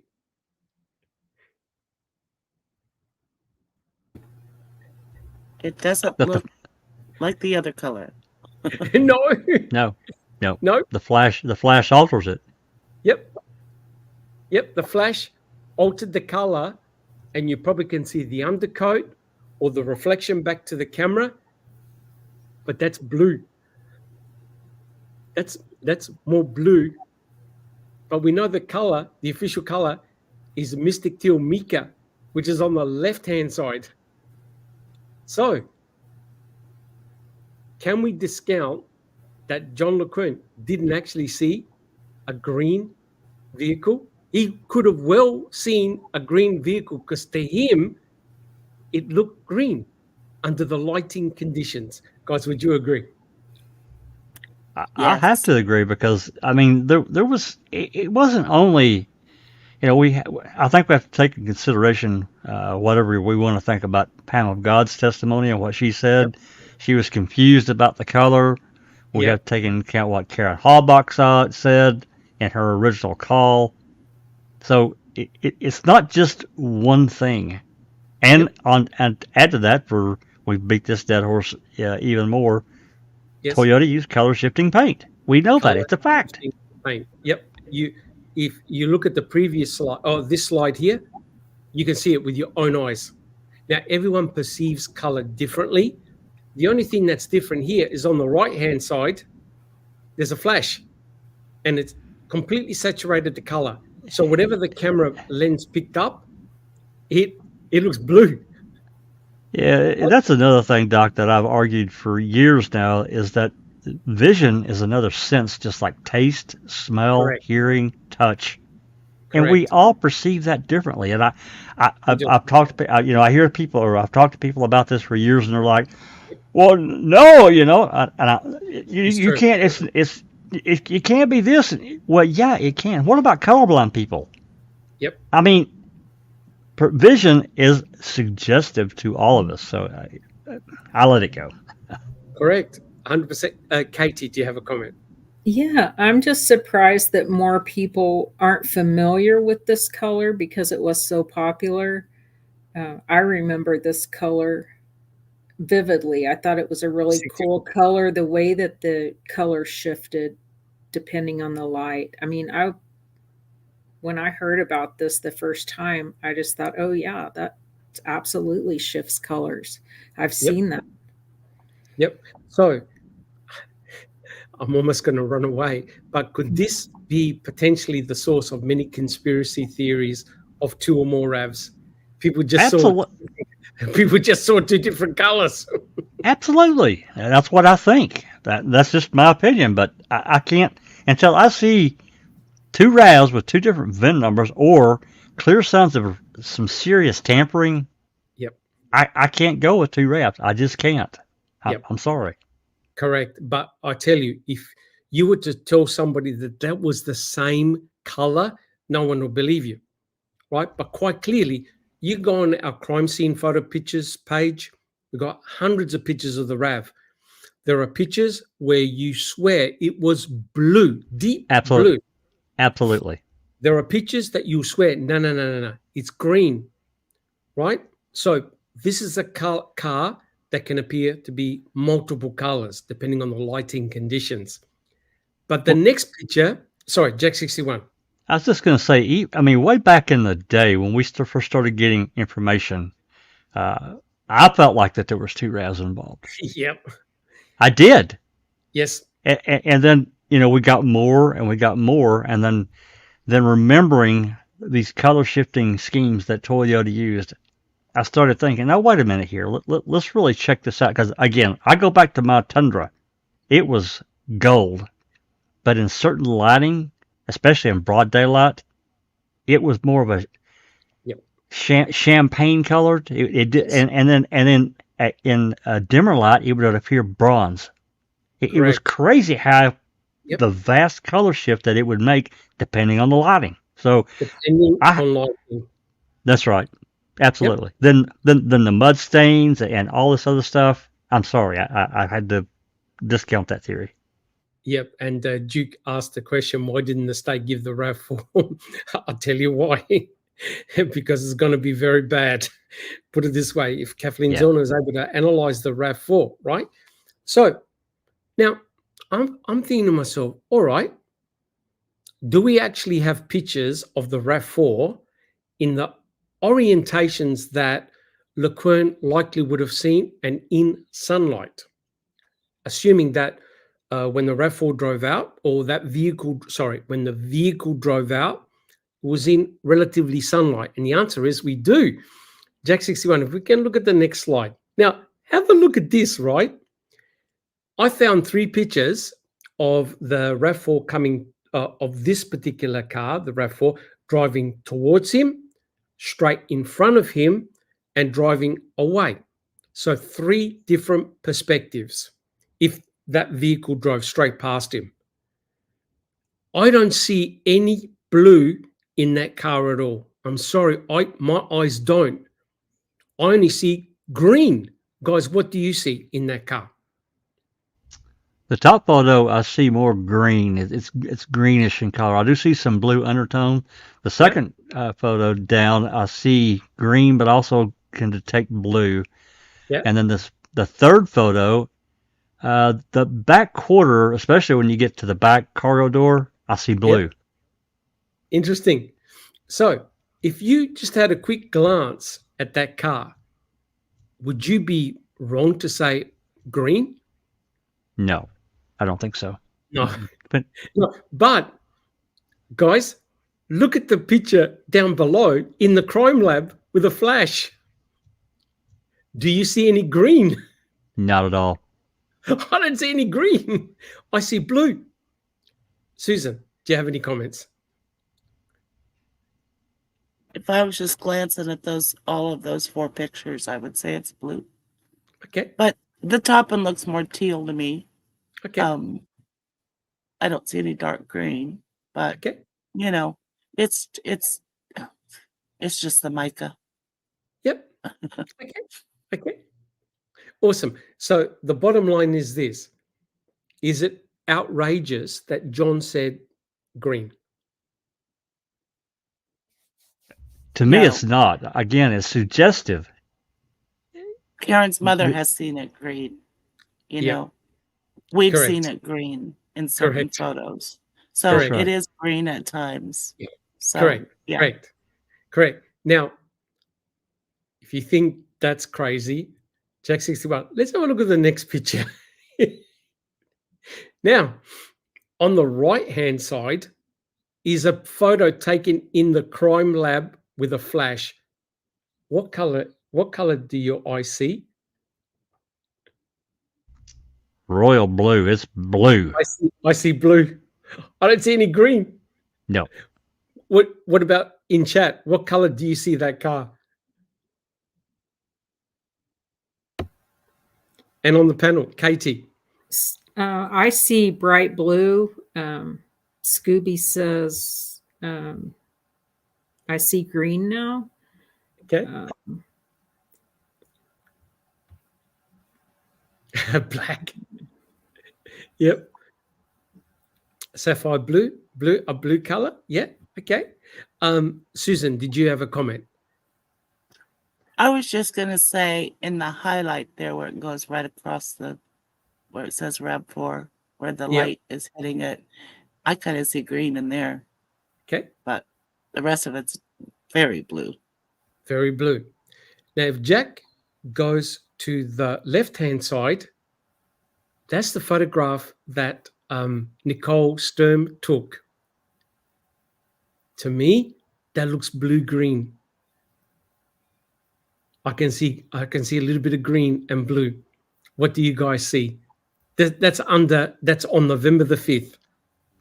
That's not as dark as the blue on the right-hand side. Yeah, I see mainly blue, but with a tinge of green. That's what I see. Green? Okay. Yeah. Okay. If you just scroll up a little bit, that's the RAV4 in the dark taken with a flash. Has it now become more like the picture on the right? Absolutely. There you go. There you go. So it's the brightness and the flash that brings the blue out. Would you guys agree? Yeah. Yeah, I have to agree with that. Uh-huh. Yep. Interesting. All right. Now, sorry, Susan, did you have any comments? No, Doc. Okay. Now, let's have a look what was present on the media. Let's have a look at the next slide. So if we have a look on the left-hand side, this is the missing poster. So I checked everywhere. Said, okay, what did they actually say in the media? On the left-hand side, what does it say, guys? Dark green. Let's go on the right-hand side. On the other missing poster, what does it actually say? Dark green. The same thing, dark green. If we have a look at the next picture, on a report on Teresa's vehicle, what did they say the major color was? Green. Have a look at what they said in the news report. I have a feeling this is what John LeQuern saw. What color did they say the RAV4 was? The missing that Teresa drove? The color was? Dark green. Dark green. At no stage did they say blue. So on the missing posters, green, dark green. On the news reports, dark green. Now, if you look at the next slide, Jack 61, when Fassbender went to speak with John LeQuern, have a look what they wrote on the DCI report. What color did they put the RAV4? Dark green. Now, when does the RAV4 turn blue? When do they start referring to the RAV4 as blue? The search warrant? When they found it. When Pam of God finds it, it now has gone from dark green to blue. Yeah. Right? So my point is this. In all the reports that I've seen on the media, they refer to the RAV4 as green or dark green, which tweaked John LeQuern saying, I thought I saw a mid-size dark green SUV, right? And consistently, they have referred to the RAV4, Teresa's vehicle, as either green or dark green. Right? Guys, do we have any comments? It could have influenced his thoughts. Yeah. Yep. It could have. Yep. It could have. Now, I didn't give you this slide. I only got it this morning. But I'll read to you what John LeQuern said to Fassbender. I'll read it out. This is in the DCI report. Special Agent Fassbender asked LeQuern what type of vehicle Hallbuck was driving, and he advised a green Toyota four-door. Special Agent Fassbender asked what type of Toyota, and LeQuern advised an SUV. So it's quite clear that he saw either on TV or in the newspaper, he saw green Toyota four-door and SUV. Now, the question is, did that influence his thinking? Because he told his work colleagues and I think family 5 days after. Now, I think on that day it was partly cloudy. Susan and I, we checked the weather. It was partly cloudy. So there would have been breaks of sunlight on October the 31st. However, on November the 5th, right, Susan, it was cloudy.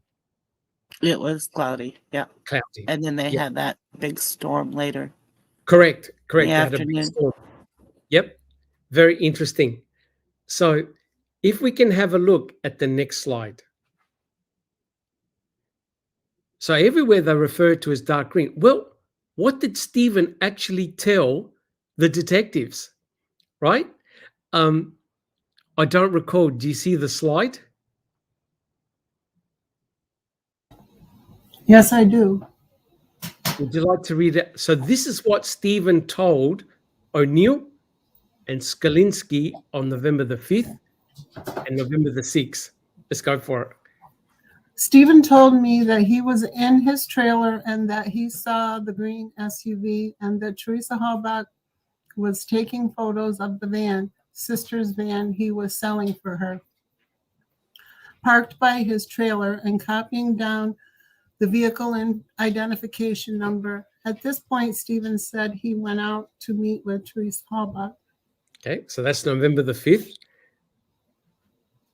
Let's see, and what did he say on November the 6th to Skalinski? Avery was asked where he was when Hallbach pulled in, and he said at his house. He confirmed that she drove a green SUV and was home since 11 a.m. He said when Hallbach arrived, Barb's son, Bobby Dassey, was home.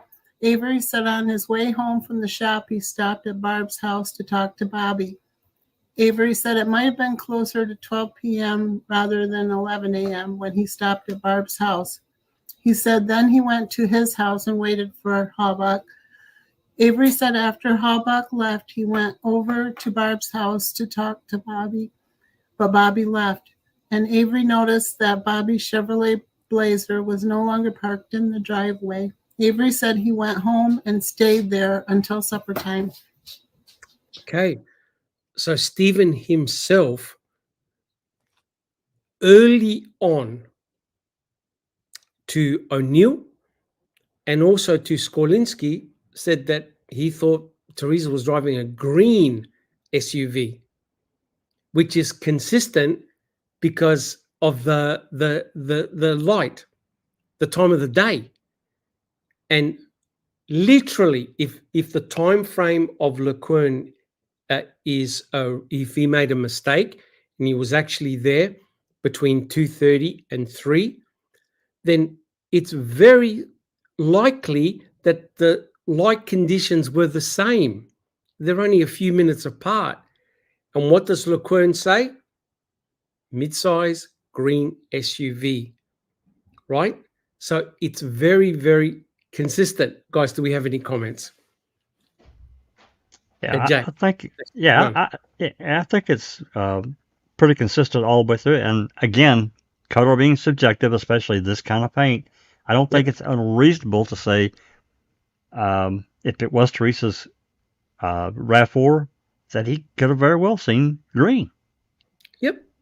Especially, So- if he's not, if there's not like it's on fire, and he just looks up and sees it and notices the color, the light hits him. His perspective, it was green. Yep.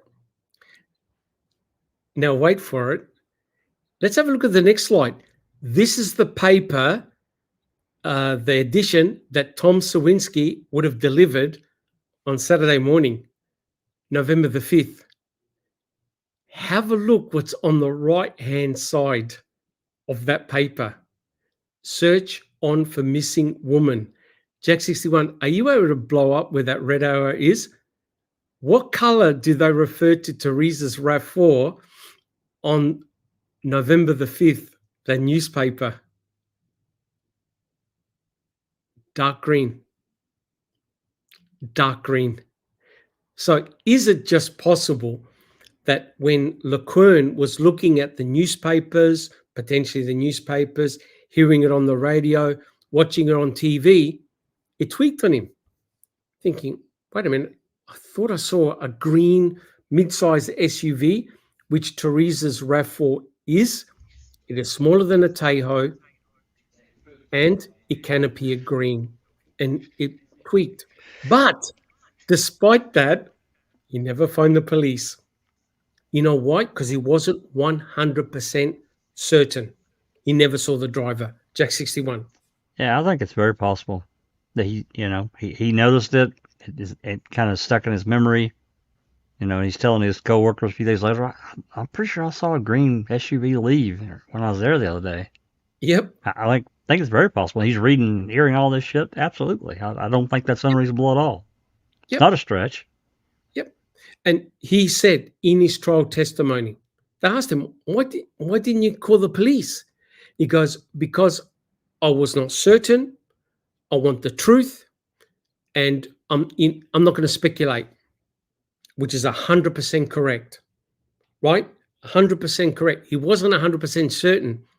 But when you overlap the times, it's scary because time frame wise, if John was out by his time on that day, if he hadn't adjusted his clock in his truck and he thought he was there at 3:30, but he was actually there at 2:30, which you can make a mistake. Everyone does.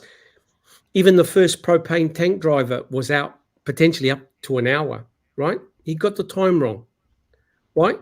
Then that puts it in the same time frame as Stephen saying, I saw Teresa's RAV4 turn left on Highway 147. If that's the case, then the same RAV4 would have driven straight past John LeQuern, who said, I saw a green mid-size SUV. And I've just shown you just about every report on the radio, in the newspaper, refers to Teresa's RAV4 as green. Green or dark green. Yeah, green or dark green. Yeah. Correct. And under certain lighting conditions, it can appear blue or it can appear green. And when Pam of God went up to the RAV4, she goes, it's more blue-green. Yeah, it's weird. It's weird. They were looking for a dark green one, right? So even she was shocked, right? So even in the newspaper, and likely John may have seen this is the paper that Tom Sawinski would have delivered on the early hours of November the 5th. And there it says dark green. It says dark green. But wait, that's not all. Look at the next page, Jack 61. There is an eyewitness who gave an affidavit. His name is Paul Burdick. Just wondered, do you see the slide? Oh, I think she stepped away, Doc. I stepped away. Jack, would you like to read it out? Absolutely. So this is what Paul Burdick said. He gave an affidavit to Kathleen Zellner. Have a look what he said. Okay. On October 31st, 2005, I was driving east on Highway 147 towards Mishkat when I saw a vehicle parked by the old dam on the north side of the road. It was around dusk, but there was enough light for me to make out that its shape and color. It was a small SUV, greenish in color.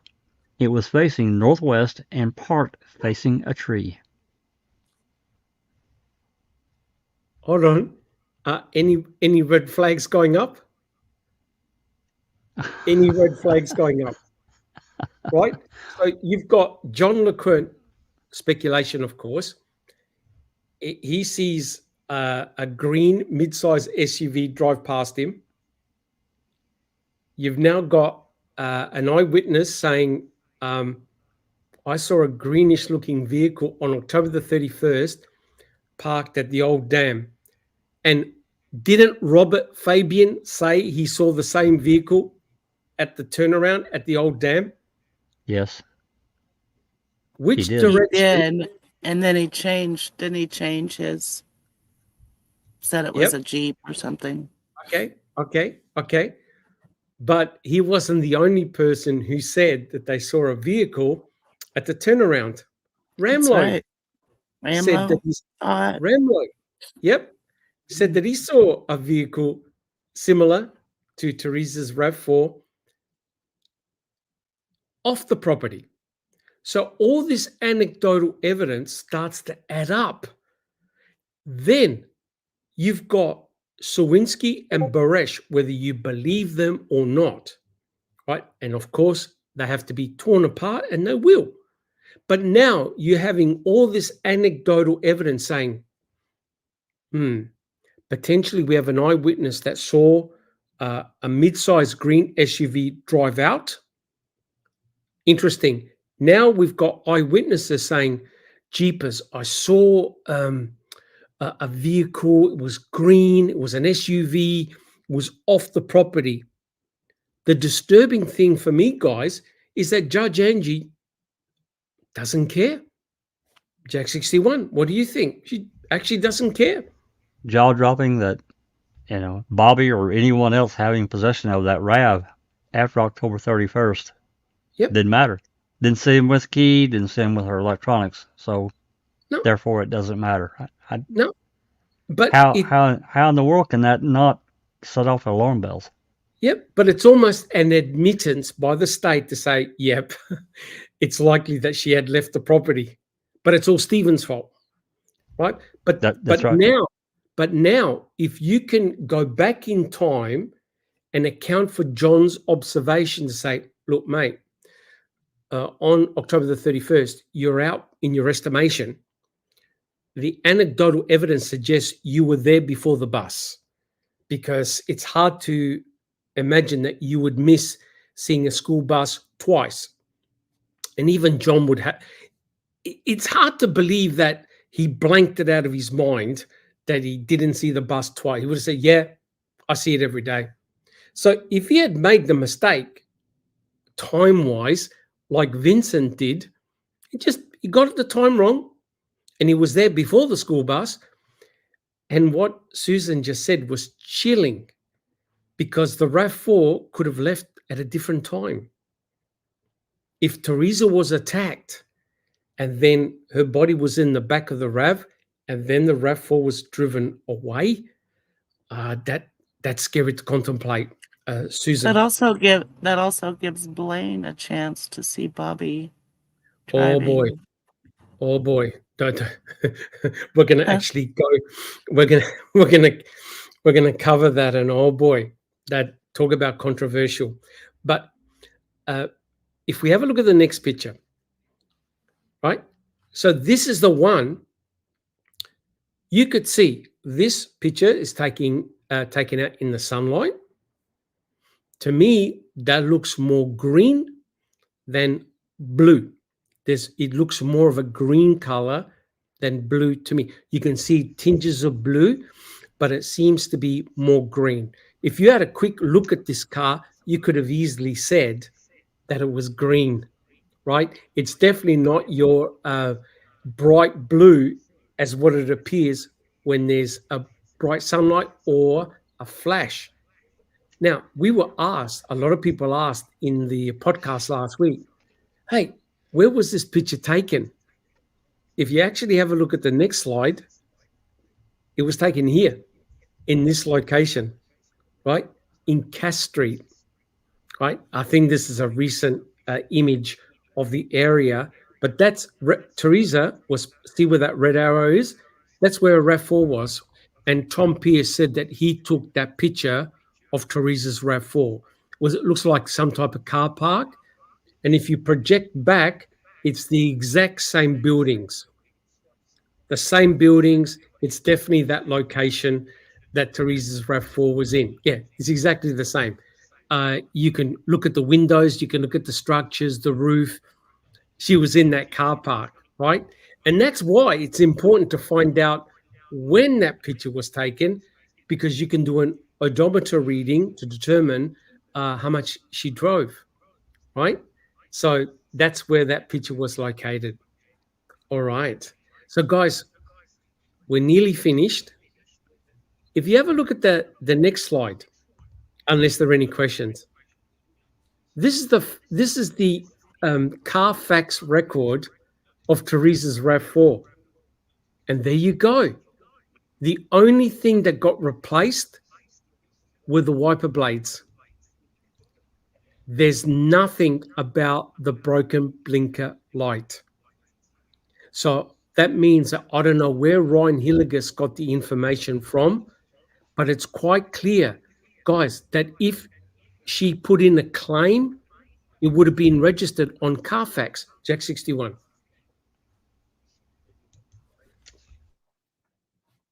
Yeah, and this insurance claim he said she made, took the money and just kept it and didn't get the car repaired. I think Teresa, or I'm sorry, I think Zellner would have found evidence of that when she contacted the insurance company. They would have had a record of that. Yes, and there was no record. I was just going to say, she did that, didn't she? And there was no record. Yeah, that's what I thought. Right. She checked with the insurance company and came up with the same conclusion. Teresa had replaced the wiper blade, right? That's also damage that you just don't let go. You don't just keep the check and not fix the car. Well, no, because her left blinker wouldn't work. Yeah. It would just, it would have pulled over for that. That's illegal. Absolutely. On a car. That's right. To drive it like that. That's right. Yeah. That's right.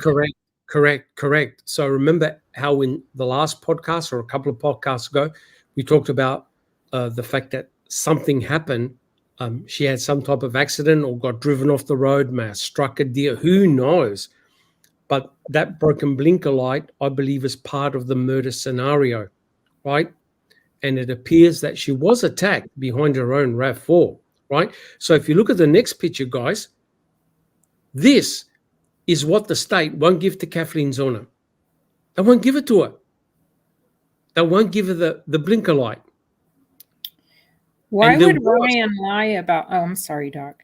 No, I was going to say Ryan lie about it if he was so concerned about finding her, so concerned that he would take all the time to put together a search party and do. That's a lot of work. Why would he lie about that? That's damning. Because he's unofficial law enforcement. He's working with them. They don't want that question. Yeah. Correct. They don't want to give the blinker to Kathleen Zellner. And apparently there was a fingerprint. There was a print on there. I don't know who it belongs to. But potentially you can do a DNA swab. You can do any type of analysis on there, maybe even luminol treatment. They won't I give know it to who Kathleen. it belongs to. It belongs to the killer. Very likely. Or to be fair, likely. or to be fair, maybe even Teresa, who picked it up and put it in the back of her own RAV4. Possibly. Well, we know it didn't belong to Stephen, or we would know that. That would have been plastered all over the. Absolutely. Yeah. Or Brendan. Or Brendan. Or Brendan, right. Correct. But the important thing, guys, in none of the news media does a report be on the lookout for a RAV4 with a broken blinker light, which would have been very diagnostic and very easy to spot. No. So that broken blinker light you see there is part of the narrative. The state don't want to give it to Kathleen Zellner for any analysis. I got no idea. All right, guys, do we have any questions? Are we all going good? How we doing in chat? All right, we're nearly done. We're nearly done. All right, now we're going to reach a controversial, a controversial part, and that's the affidavit that Blaine Dassey gave. Right, Susan, do you see it? I do. Yeah. Would you like to read it out? This Blaine Dassey's affidavit. On October 31, 2005, when the school bus driver brought Brendan and me home as we traveled west on State Highway 147, I saw Bobby on 147 in a bluish or greenish vehicle heading toward Mishkat. Bobby was not driving his black Blazer. Bobby was not home the rest of the evening while I was home. Attached and incorporated Exhibit A. Okay. A map that of the location of Bobby's vehicle that I described in this paragraph. Do we have that map? We certainly do. So does anyone actually believe Blaine of what he just said? And people in chat. I think it's possible. Think it's possible? At Jack 61. Well, from the time frame, it's possible, I guess. Have other issues that I won't go into, but it is possible. Katie. Why would he lie? Why would he lie? Right. I mean, is he a liar? Known liar? I think he is. Yeah. Okay. Yeah, there are other issues. Yep. Yeah. There's big credibility issues. There's big credibility issues. But it begs the question: why would he make a comment like this to Kathleen Zellner? Right. That's very, very damning. And in actual fact, it cannot be true unless he got his days mixed up. It cannot be true, and I'll prove it to you that it cannot be true. If we have a look at the next picture. Oh, sorry, Susan. Did Blaine also say this to law enforcement? I'll tell you exactly what he said to law enforcement. Okay. Yeah. So this is the map, right? So have a look. This would be at 3:45, right? Around 3:45 p.m. as the school bus is driving into the Avery salvage yard. And he reckons that he saw his own brother in a bluish or greenish vehicle heading towards the right-hand side of the screen, right? And he said he's not driving his black Blazer. I think everyone would agree that there is absolutely no way that Bobby Dassey should be in a bluish or greenish vehicle at around about 3:40, 3:45. Guys, would you agree? There's 100%. no way. There's no way he should be in a blue or green vehicle, right? He said that he went hunting, bow hunting for deer or geese or wherever it was. He should be nowhere near Highway 147 or the entrance to the Avery salvage yard at 3:45. At that time. And remember, John Le Guern never mentioned seeing traffic on Highway 147, right? And he notes what type of traffic goes past. He never sees the school bus, right? For a start, he never sees a Blazer, but he did see a green mid-size SUV, but he never said that he saw it turn right or left. But if that's the time frame, then the bus is right there. Guys, you get it? It can't be. It can't be the same event. No, it can't. Right? So here's what I really think that possibly that car stood out in his brain when he saw this on the news, and he saw that car that day. Yep. It clicked. You mean John? I think John, yeah. Yep. And I think the bus could have been irrelevant whether he saw it or not, just because he does see it most of the time. Okay. But it was the SUV he was thinking of, so Yep. it's So, possibly. so in other words, when you distill it down, that RAV4, if he saw Teresa's RAV4, it could have been potentially any time. Mhm. Yeah. But Well, you, the thing is that again, it's really unfortunate they didn't question him much sooner. Even by the middle of November, when his yes, memories would have been much fresher instead of 2 freaking months later. yes, correct, 100% correct. But you have to admit, according to the state, Teresa never drove out. So John LeCourn or anybody else should not be seeing a Teresa's RAV4. Guys, would you No. agree? Yeah. That car should not have driven out. That car should be in Stephen's possession, likely in his garage, gone nowhere, right? That's right. So this is why I have trouble with Blaine, right? So he was questioned in court, right? So Strang questioned Blaine Dassey.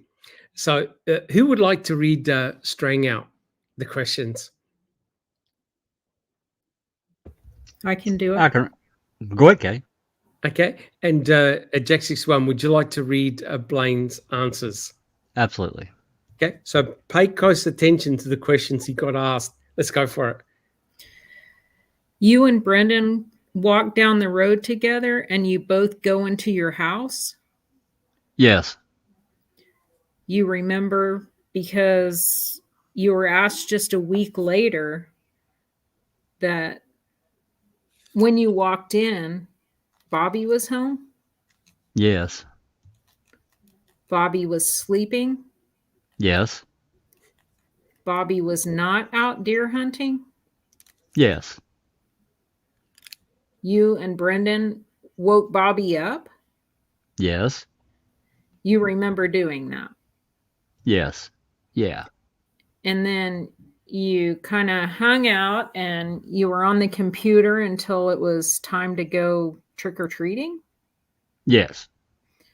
Brendan was there. Yes. All right. What's the immediate problem? Oh, well, he's now saying that Bobby wasn't there in his affidavit. So I'm out Yep. on Highway 147. Yep. So in the affidavit, he's saying, no, I saw my brother Bobby in a bluish greenish car on Highway 147. In court, he goes, when I got home with my brother Bobby was asleep and we woke him up. Both can't be true.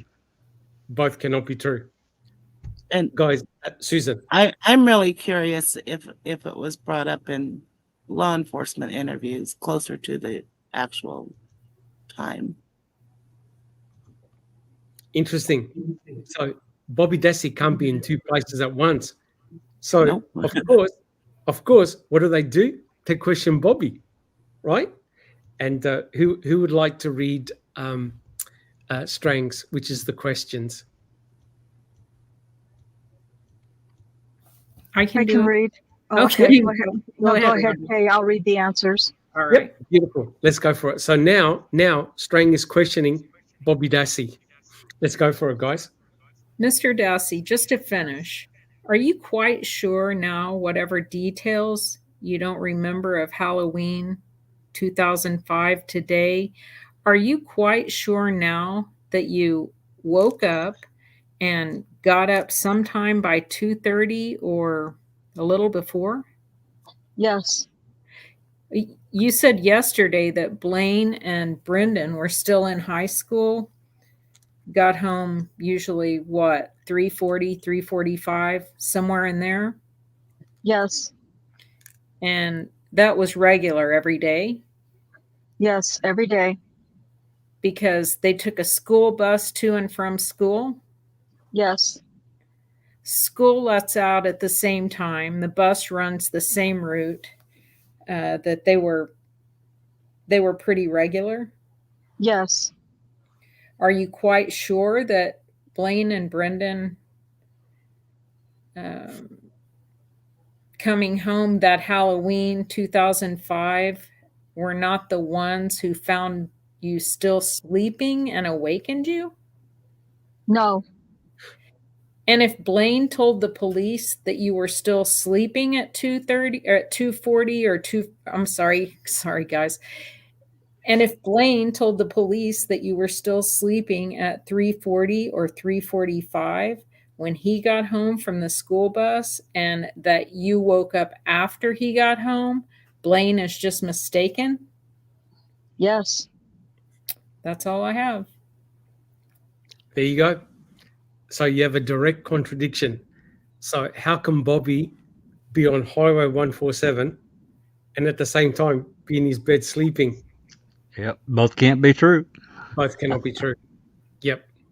So, but so that tends to suggest that how can Bobby be on the highway in that bluish greenish car, and yet Blaine said no. When me and Brendan got home, we woke him up at 3:45. He was still in bed. That makes no sense whatsoever, right? No. So I have a lot of troubles, personal problems with Blaine and his testimony. Could have just been trying to protect his brother. Could well be. We just don't know. Could well be. All right, guys.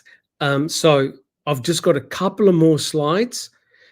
Now, people are asking in our podcast, did anybody see Bobby Dassey hunt when he went hunting, right? And Jex's one, if you just raise it up a little bit, I've got a red square. This is what Bobby Dassey said to the Kathleen Zellner's investigators, right? Who would like to read this out? Who would like to read this part out? I can read it, Doc, if no one else wants to. Let's go for it. Let's go for it. Okay. When he left his residence, he drove out to Highway 147, turned right, and proceeded to the property of Nola Miller. He stated that he did not see Nola Miller that day or advised her specifically that he was hunting on her property that day. He further stated that he hunted alone. Alone. Mm-hmm. When he left to go bow hunting, Teresa Halbach's car was still parked in front of his house in the part of the driveway furthest away from the house. He claimed that on his way to Nola Miller's property, he passed Scott Taddick on Highway 147, stating Taddick was driving west on Highway 147. He bow hunted until shortly before 5 p.m., 15 minutes before sunset, and returned home. When he returned home, he did not see Teresa Halbach or her vehicle. Right. So quite clearly, he said that he hunted alone. There was no eyewitness that saw him hunt. The only person that gave him an alibi is Scott Taddick. And Kratz asked him, how do you know what time it was? And he said, because Scott Taddick looked up at his clock. Right? So around about 3 p.m., something like that.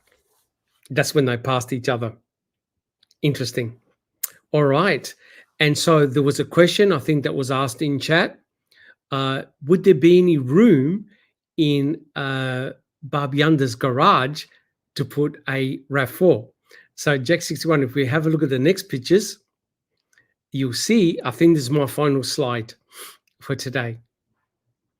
This is from the walkthrough video on November the 6th, where they do a pan of Barbianda's garage.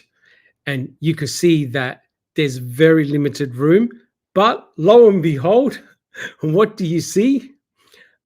A bluish greenish sedan in the garage. Right? I know that Bobby Dassey drove several vehicles. Was that Barb's car or one of the other boys' car? I can't remember. I don't know. Barb maybe can answer that question. I'm not sure whose car that was. Yep. So it looks like there is very little room to put a RAV4 in there, right? And there was a lot of controversy about Stephen's garage, whether he had the Suzuki in there, the Skidoo in there. There would have been no room to put a RAV4 in there. So it was a little bit controversial, but there was no proof that either Teresa or her RAV4 was ever present in Barb Yunder's trailer. They didn't even do luminol treatment. They didn't test the blood, nothing. Susan. Is that 2 bays or 3 bays, that garage? I think it's 2. There are Yeah. 2. I think there are 2 openings on one side, and I think 1 opening on the other. But I have to double check it. I think it's a You could 2-bay garage You could fit that RAV right there in that bottom left picture, right in front of the deer.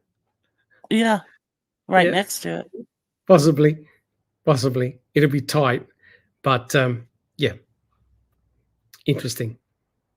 All right, Jex's one. I think that's all I've got for today. Excellent. Let me pop this off here. Awesome. So yeah, so look, guys, again, what we wanted to do is to do a deep dive into John LeQuern, have a look at potentially whether he got the time wrong when he was there. Come up with your own conclusions, but for me, it tends to suggest that he was at a time at the end of the day, according to him, where he filled up his propane tank. It's likely he wasn't there between 3:30 and 4 o'clock. That's when the school bus would have gone past him twice. But you can come up with your own hypothesis and ideas. To me, it tends to suggest that he was there earlier. From the analysis, Teresa's RAV4 was always, the majority of times, presented as being dark green or green. And we've seen under certain lighting conditions, Teresa's RAV4 can appear green. Susan. Oh, I'm sorry, Doc. Didn't realize No. I was unmuted. No, not at all. So, guys, that's officially the end of our podcast. Do we have any questions? We do have questions. I do have a comment just to add to yours, just very short, brief. I think that, again, being reasonable, just a reasonable person in everyday life, thinking about this color scheme that Toyota used, looking at the various statements from people that were there in real time, starting with Karen Halbach, her mom. Yes. She was confused about the color. Pam Sturm, believe her testimony or not, she in her phone call was clearly confused about the color. Yes. And called it weird. It's so weird. Is it blue? Is it green? Because this is more blue than green. I'm sure it was cloudy, so that's probably the way it appeared to her. And the other statements, even Kratz correcting people on the color. Yeah. The news media all reporting it as green. Correct. Even state official documents calling it green, when we know that it could appear blue depending on the lighting. Yes. I think in the very beginning, this all got completely hosed by the media calling it green. Everyone was looking for an undamaged green RAV4. And it was clearly damaged, at least when they found it. Go ahead, Susan, please. That all started with Karen Halbach. The color. Correct. The color. Yeah. Correct. Yeah, that's right. Exactly right. Correct. But yeah, All we do right. have many questions, and I'll pop this over here. Rhonda, you if you want to go through them. Rhonda still here? Yeah, I'm still Yes. here. Sorry, I was trying to unmute. Yep, I'll go ahead and start with the questions. I'll put them up and read them out and let you guys answer, and we'll go from there. Does that sound fine? Yep. Sounds good. Awesome. Okay, some of these are from very early on, so think back to where we were. Double D says, has Sean Reck and Brenda been quiet lately? I haven't heard much from them. That doesn't mean anything. I haven't seen much activity on X, but they could well be working on Cam 2 or another project. Yeah, I haven't seen anything on X from Sean, and I haven't seen anything from either one of them on Facebook or X. Yeah, very quiet. Okay. JJ Falk Jr. asks, can KZ file a motion for scientific testing for the RAV4? I don't think she can now. Someone like Travis probably would know the procedure much better than me, but I think it's barred. I think it's barred at the moment. I think her Procedurally barred, I think, yeah. procedurally barred. Correct. Yeah. I'm really sorry, Anthony. I'm not sure what this is in relation to. The question, if he saw Teresa, why not Bobby? Oh, I think he's talking about LeQuinn. Yep. That's right. There's a couple of options, and I'll get everybody else to speak as well. One, LeQuinn was still behind his truck, tidying up, getting ready to go into his cabin, because it takes roughly between 4 and 6 minutes to get all the piping connected. So he could have been easily distracted, and Bobby drove past and didn't see him, gets in his cabin, and very quickly, Teresa's RAV, speculation of course, Teresa's RAV4 drives past him, and that's it. Or what Susan said, Bobby never drove out. Susan, you want to expand on that? Or he was driving a different vehicle. Yep, correct. Okay. Well, I mean, if he stopped at the end there and got her stopped, got her subdued, left his Blazer, parked around the corner there somewhere, whatever, amongst all those other cars, yeah. Right, and just threw her in the back, jumped in, and drove it down the road. Hey, I'm just saying. I'm not saying that's what happened. Correct. Correct. Or took her back to his garage for a while. Well, many possibilities. I'm just saying from a timing standpoint, I'm just thinking this 2:30 to 3 o'clock range. It's possible, I guess, but yeah. And if it's 3:30 to 4, he's wanting to get out of there before the boys get home. Get out of that garage, get that car out of there. He drives it out then. I'm just saying it's speculation. It's speculation, of course. Speculation, sure. That's right. Yeah. And then Blaine sees him. Blaine sees him not long after on the highway. Yep. And then he goes to the Twin Bridges. Yeah. Just all of the possibilities. Yep. Okay. This is more of a statement, I think, than a question necessarily. Clive Coolidge says, when I drove 18-wheelers, diesel sites were open 24 hours a day, 7 days a week. The time on the pumps machine were automated, same as gas stations. The receipt gives you the amount, time, date, and same for an airplane, I guess is what that was. So, yep. Okay, Anthony Hills. Oh, go ahead, Jack. I was just going to say on Clive's comment, we just don't know how much automation that LeQuinn had, their company at that time, because, this was still the early 2000s. I mean, a lot of places had switched over, cut down on theft and timing of where these guys were and that kind of thing. So it's very possible. Anyway, I'm sorry. Go ahead. Next question. No, that's okay. Go ahead, Doc. Yeah, just to say, LeQuinn said that he wrote down the numbers. He wrote down the numbers as opposed to...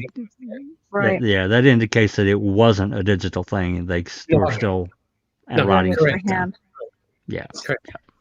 Anthony Hills, I don't think there's any way of knowing this unless somebody asks them, but Anthony asked, did zippers turn back their clock? We have no way of knowing that. It's very interesting because Joe Ellen gave a huge estimation of time when Teresa was out there. She was not sure at all. It was a huge span of time. Correct. I remember that. Yeah.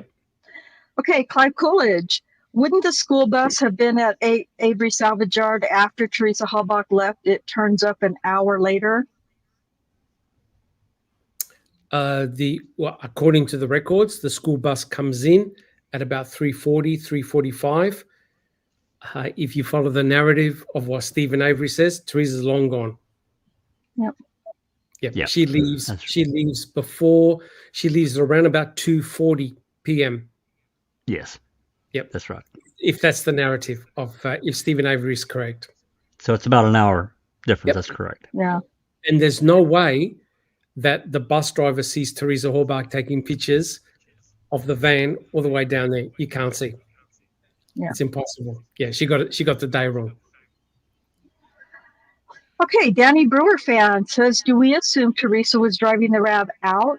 If it were someone else, wouldn't you see the truck and wait till it leaves? That's a good point.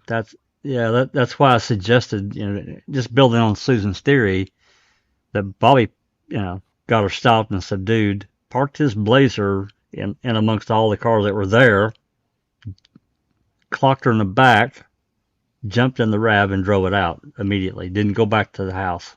Just drove it out and said, God, what the hell have I done? Or what am I going to do? Bobby'd be again. freaking out. He's not going to think about the propane truck. No, Yeah.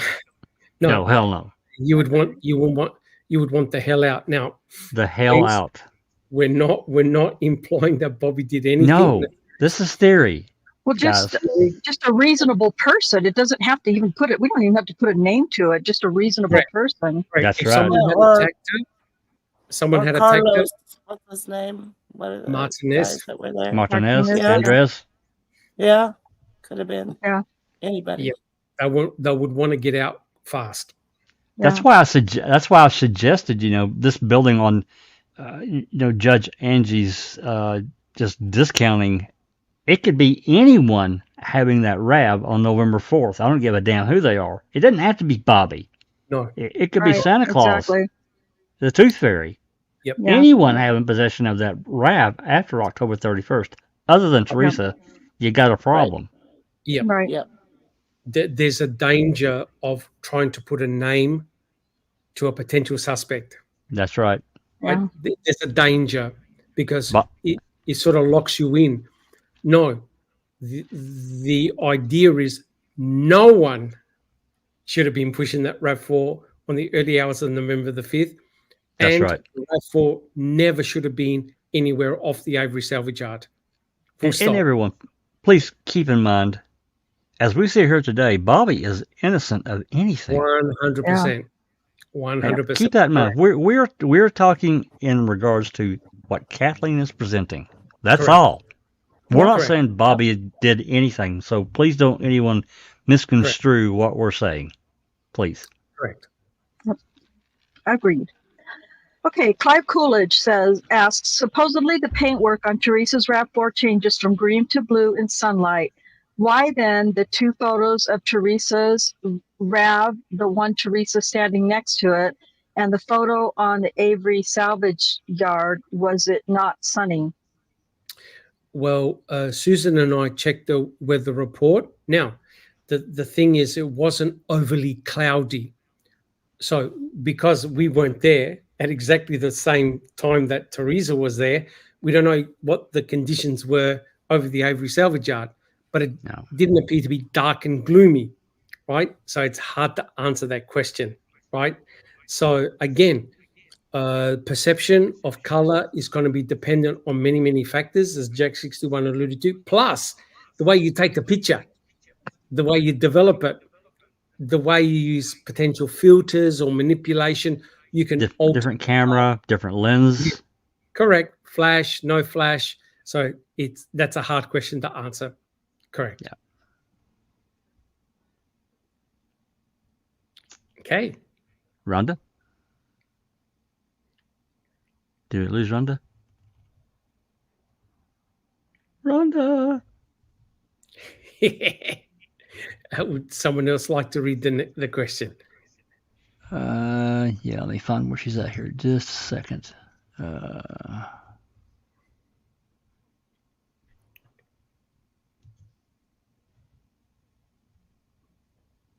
Single tone, or this is from Anthony Hill. I think Single it was tone, or It had a darker strip on the bottom. So I think it was Yeah. it's like I that think cladding. That Yes. cladding. correct. Yeah. Correct. Yeah, because we see that on the all that mud buildup on there. Yep, correct. Okay. Next one is from Anthony. Why no spec labels in the door frames? There is actually. There is. Yeah. And especially the driver's door. I can't speak about the other Yes, doors, there but is. There yeah. is. You can see the actual stickers with ID. In some of the crime lab photographs, you can actually see the silver sticker on the door frame. It's there. Yeah, and the driver's door, that label, at least one of the labels, I'm sure has the VIN number also. It's a printed label. Yes. It's not a There are not a several VIN hammer. numbers everywhere. Yes, Correct. I think in 5 or 6 locations. Yep. Okay. Next question is from TJ Anderson, and TJ says, "Is the color of the car at the lockup with the flash on it the same as the example shown on the right side earlier?" Yeah, I guess you're talking about the lab. Is the color of the car at the lockup? I'm guessing that's the lab with the flash on it, the same as the example shown on the right side earlier. Well, it's exactly the same car, right? Just shot under different lighting conditions. And you can see that when there's a bright flash, it appears blue. You can tell. I think most of the photos that we have of inside that were taken they're all at the crime lab. All At of the them. crime lab, correct. And you know, we don't forget we also have and we also have that group of photos. We don't really look at them that often. They were from November of 2006 when the FBI did their scans. Yes. And they're also inside, and the Brad looks blue. Yes. Rhonda, you back? And no, she's having trouble with the microphone. Oh, no. She's back. Okay, I just added her to the stage. She's muted. Yep, she's got trouble with the mics. Okay, I'll continue on. Next Beautiful. question is from Anthony. And Anthony says, has Blaine given false testimony previous about Stephen? Yeah, he also changed his mind about the burn barrel. Remember when he stated that he saw Stephen go to the burn barrel, put in a plastic bag, and it was on fire. Then he changed his mind. He goes, no, it was police that made me change. That forced me to say that. Yeah. Then the weird thing, of course, is when they questioned Brendan Dassey, they said to Brendan, they said, did you see your uncle come out when you were going home with your brother Blaine? He goes, no. No. So it's an absolute mess. Correct. It is. But, you know, guys, just keep in mind, Blaine had some significant issues to deal with at that time. Significant. Yep. He did. I'm not going to go into them. You can do your own research and find out, but poor kid. Yeah, terrible. Rhonda? Oh, no, she's muted again. Okay, she get that straightened out. All right, next question. Again from Anthony. Isn't he seeing Scott's Ranger? Or is he seeing Scott's Ranger? Well, Scott Tadich was meant to be going the other way. He was meant to be going the other way. Right. Blaine said that the vehicle he saw, the blue-green vehicle, was going up on my right-hand side, whereas Scott Tadich, when he crossed Bobby Dassey, said it was going the other way, and it was much earlier too. Yeah. Yes. West. That's right. Correct. Exactly right. Yeah. Okay. So there's no proof that he saw a Ford Ranger. All right, we've got 3 more from Anthony. Awesome. Yep. Did Blaine say he was pressured by law enforcement at Brendan's trial?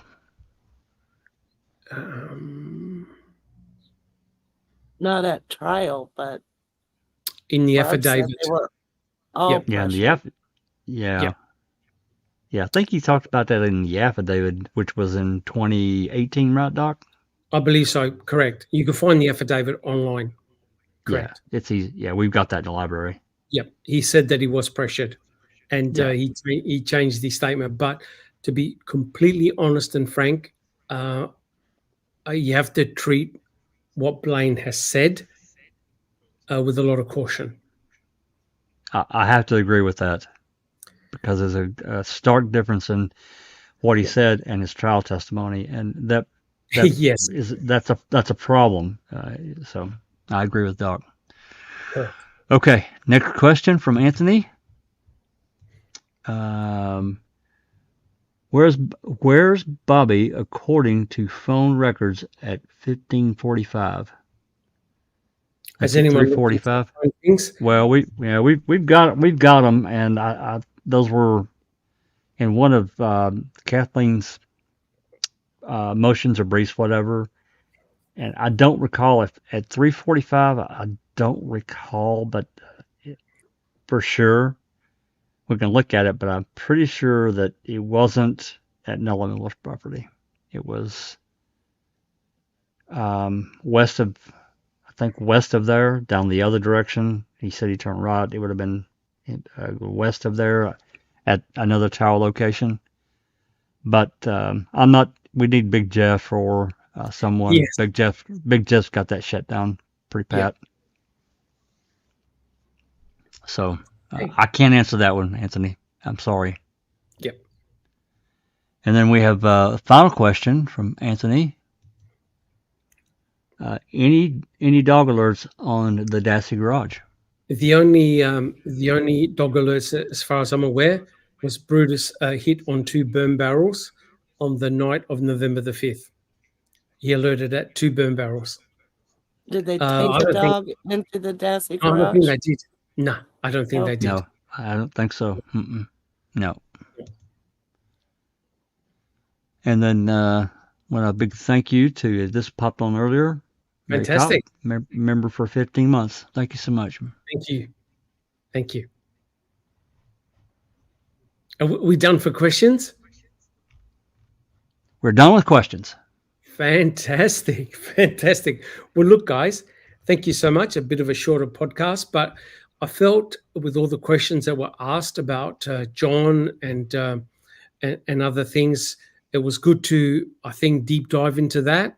And if you do find any more information about John LeQuern or the other propane tank drivers, hey, look, please share it. Let us know. I tried looking as much as I could.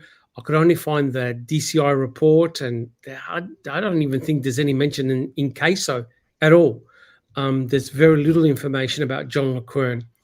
And remember that John was actually a witness for the defense, not the state, because Strang and Buting were trying to shift the timeline to the bus driver. And I think they got that awfully wrong. So, yeah, again, thank you so much, guys. It's been fantastic. Hey, sorry, Yes. Doc. We got a couple more late questions here. We got one from that rascal, that cheeky guy. Oh, no. Can you flip between the Toyota Swatch for Mystic Teal and the famous TH RAV4 photos? Looks almost the same. Yeah, I'll tell you what I will do. I'll put a couple of pictures together with the Mystic Teal Mika color next to it. And that'll be very interesting. It will be. I'll have a look at, I'll take a couple of pictures when Teresa was photographed with her RAV4. Hey, someone's joined us. Who's joined us, Jack 61? Well, it looks like Miss Bockham. Really? Miss Bockham Oh. Razor. Yeah, Miss Bockham's Razor. You can't beat that. Yeah, I'll do that. That's an excellent comparison. So put them together and just see the difference between the colors. Yep. And then we have a question from Crockett. Yes? Why is Blaine being bullied, not believed by you, Doc, and Jax? I'm not trying to bully him at all. Please do not take that. Anything we're saying is being bullied. I just question, and I think Doc does too, and this is not new, guys. Not bullying Blaine in any shape, form, or fashion. No. And Jack, I quit. Oh, there you are. can you hear me? Yes. Yeah. Oh, Wow. yeah, I have no idea what's going on. I think, if I might, that the question, what Crockett's asking is, why is the possibility of Blaine being bullied not believed or not a possibility, perhaps by Doc and by Jack. If that's how I understand that question, but I could be wrong. Bullied as in coerced?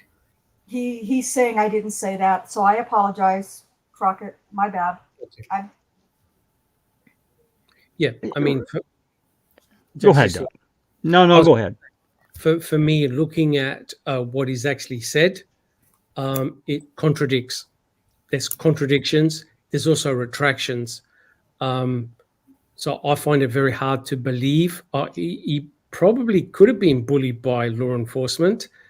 I remember it was a Barb who said that, and also Dolores who said that Bobby Dassey was put under a lot of immense pressure.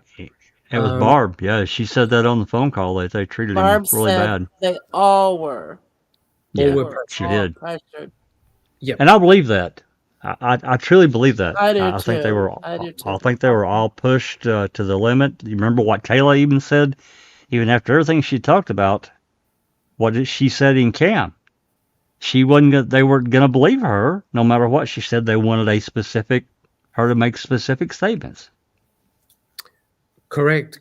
And this was an example where Blaine mentioned in an affidavit many years later about seeing his brother on Highway 147. And yet in the trial testimony, he said that both him and Brendan woke his brother up because he was sleeping. You can't be at two places at once, right? No. Yeah. Yeah. That's it. For I guess for me and probably Doc, the contradictory statements.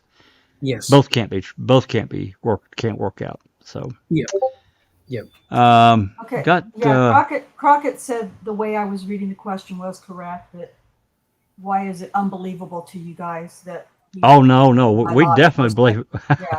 Definitely believe he was probably bullied and pushed. Well, all you have to do is look at the interviews when they interviewed Stephen. Have a look at the interviews when they interviewed Jody. Oh my God, there's plenty of gaslighting and bullying. Look how they treated Bobby in that November 9th interview. Oh my God, it's crazy. Yep, correct. They were all under immense pressure. I 100% believe that. And what Jack 61 said, Blaine unfortunately was having personal dramas in his life, serious personal stuff going on in his life at that time, which we're not going to talk about because it's deeply personal. And was not a good time.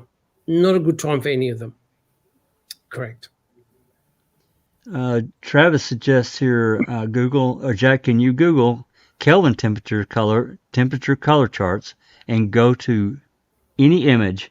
It fits y'all's theory 100% on why car appearance greener in some photos or some shots and bluer in some shots.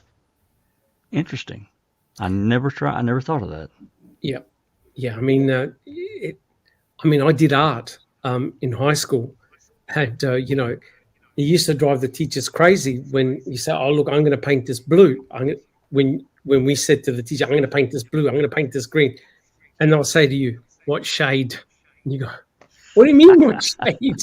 What the hell are you talking about? Blue?" No. So colors are very, very complex, and people perceive colors differently. But what is remarkable, and you have to admit, Teresa's vehicle was mid-sized. It was an SUV, and it can appear green. And that's remarkable, a remarkable observation by John LeQuern, because John could have said any other color. We wouldn't be talking about it, right, guys? Right, J61? Right, guys? If you said, I saw a yellow or a lime green or whatever. We're done. That's it. But the mere fact of that he gave a description that potentially could fit Teresa Hallbach's RAV4 is very much in play. And then when you factor in some of the scenarios that Susan put in, that's damn scary. It is. I agree. Yeah. Well, that's all the questions that I can see. There's been a lot of good comments and so forth. But yep, awesome. Again, guys, thank you so much, and I hope that you've enjoyed the podcast. If you have, Please subscribe, put your DNA on the thumbs up button, and please share our podcasts, right? I'm not saying that we're perfect. We tell you when we speculate. The more information that you can find and share, fantastic. If you've got an idea, present it, right? There's nothing wrong with presenting it, right? That's the whole idea. We learn, we share, we learn, we grow. Okay, thank you so much, guys. Before we finish, I'd like to quickly go around the table and tell us how you're coming along and stuff like that. Jack 61, how about yourself? Doing pretty good. I did get I told you guys right before, it was actually just probably 15, 20 minutes before, I did get an answer, sort of an answer, I guess, from Calumet County, from a open records request that I sent in almost a year ago. It was March 14th, 2023, that I requested all the phone calls for February 2006 and up through March 20th, 2006 from Stephen, because I know that there was more calls that we did not receive. And after a year of waiting, almost, I got one call. I got 2 ISO files and 1 WAV file, and it appears that the 2 ISO files are exactly the same, and that they are this call. I haven't actually went to the extraction point yet, but it looks like it's one call. It's saying it took almost a year to get. And I know in an email that I got from Sheriff Bowe in May, I'm pretty sure he referenced calls. It was plural. It wasn't one call. It was plural. So I'm going to question that. I'm going to have to dig that email up and say, okay, you had calls, and now I end up with one call. What's going on? So anyway, I got that. We'll definitely get that converted and added to the mix. I think this call was on March 5th. It's a call to Dolores. It's a 15-minute call. It's a full call. I've listened just to a very little bit of it at the beginning, but that's all. I'm not sure what's in it. Other than that, tomorrow for the open mic, 5 p.m. Central, we're going to go back into Miss Judy Dvorak's deposition. We're going to get that knocked out and finished. I think we got roughly 100 pages left, I think, something like that. That'll take us pretty much the entire podcast. So we're going to do that. And, yeah, that's what we got going on. Thanks, everyone, for joining us today. It's been a great conversation. And I think a good conversation about John LeQuinn. Yeah, fantastic.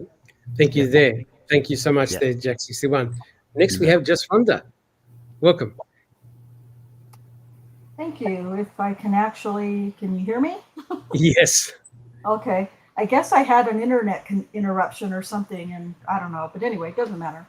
Yeah, really interesting information. And, every week I learn something new that, or I get a different opinion of something, that I might have thought before, with all the great ideas and suggestions and questions. So thank you, Doc and Everly and everybody on the panel, and especially thank everybody in chat for bringing the great questions and comments, because that's what helps us continue to keep, digging and searching for the truth. So I appreciate that. And then I think everyone knows we didn't do a podcast on my channel this past week.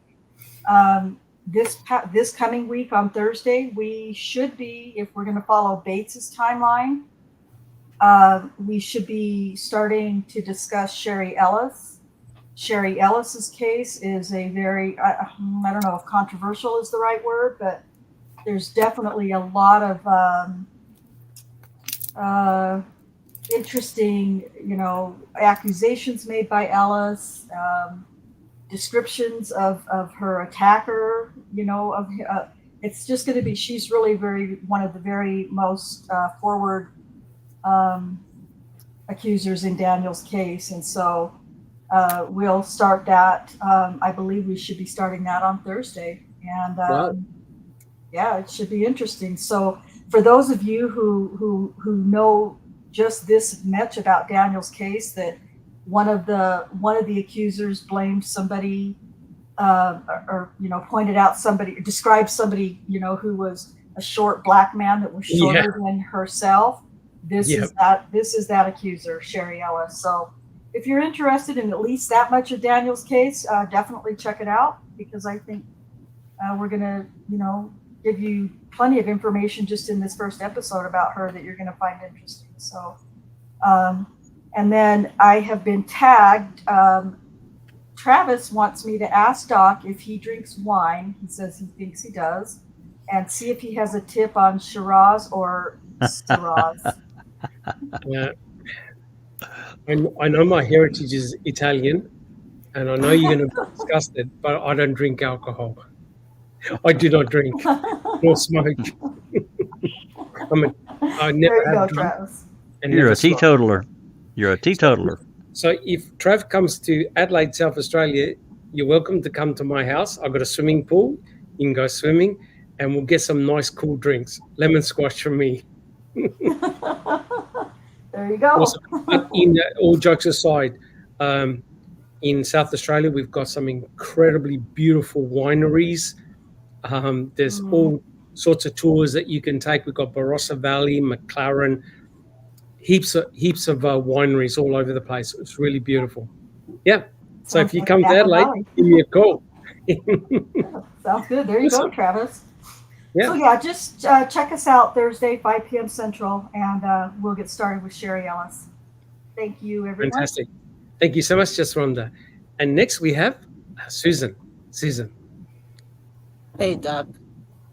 Hey, it's really interesting when you kind of focus in on one little aspect of this gigantic shit show. Like John Larquin.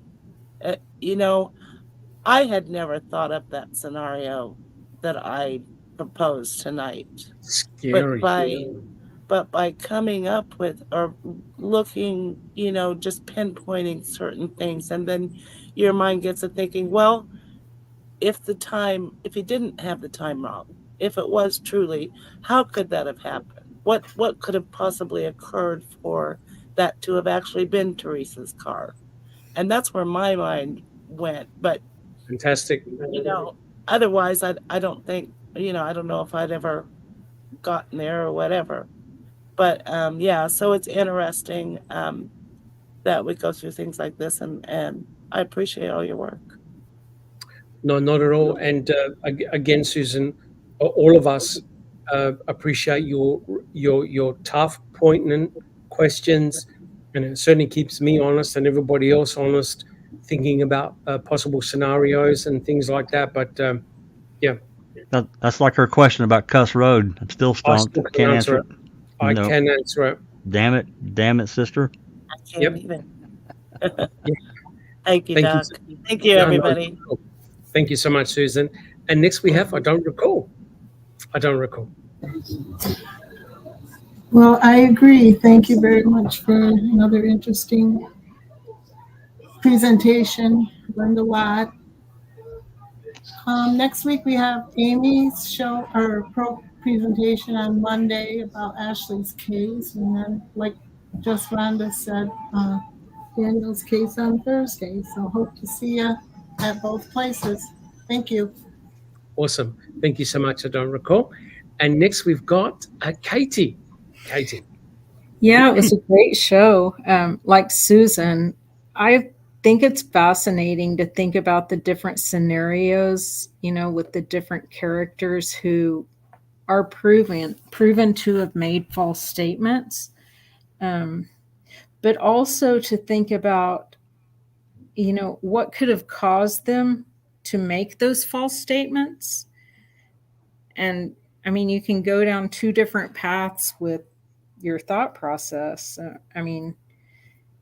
Ryan is the one who always comes back around for me. And it is the broken tail light thing. It is the accessing the phone records thing. I mean, I just think it's interesting to speculate. Even Bobby, and there are more things that you have to put into play if it was Bobby, and if like the torture porn was Bobby's, and things that I don't really want to say on here because that's horrible. And Yes. it's especially horrible if Bobby is an innocent person and has to just deal with this noise. But why do people lie? It comes right back around to why do people lie? What caused that? Do people get coerced to make a statement, and then at trial when they change their testimony, then they get coached to testify this way? And it's fascinating and it's sickening all at the same time. It's a terrible Anyway, yeah. It's a terrible situation. You're right. 100. There are no winners. There are no winners. And I feel that the truth is so clouded, so diluted, that's going to be very hard to sort it out. Yeah. I mean, and people who were coerced to lie are Yes. probably never going to tell the truth because they see what could happen. Anyway, correct. Correct. It's sickening. It's sickening, all this corruption in the world. Correct. But you have to admit, as Susan alluded to, I think it's great that we can focus on a particular individual and really hash it out. Yeah, absolutely. What didn't he see? What are the possible times? And as Susan pointed out, what are the possible consequences? What are the possible scenarios? And all of a sudden you start thinking about things that you ordinarily wouldn't have thought about, right? And that's fantastic. We want everyone to ask more questions. We don't want to close conversations. We want to open them up. And I think we've done that really well so far. Absolutely. Anyway, thanks. Yeah, thanks for your hard work, and not at all. Everly as well, Jack too. Yep. And thanks to everyone in the chat for hanging out. It's fun to have the questions and comments going. Fantastic. And our final person, are they allowed to speak? We got Miss Falcom. I'm not sure. Miss Falcom. Are you allowed? Yeah. You are allowed to speak. Yeah. Your voice is really deep, Mrs. Falcom. Oh, I'm sorry about that. And how are you coming along? I'm coming along just fine, Doc.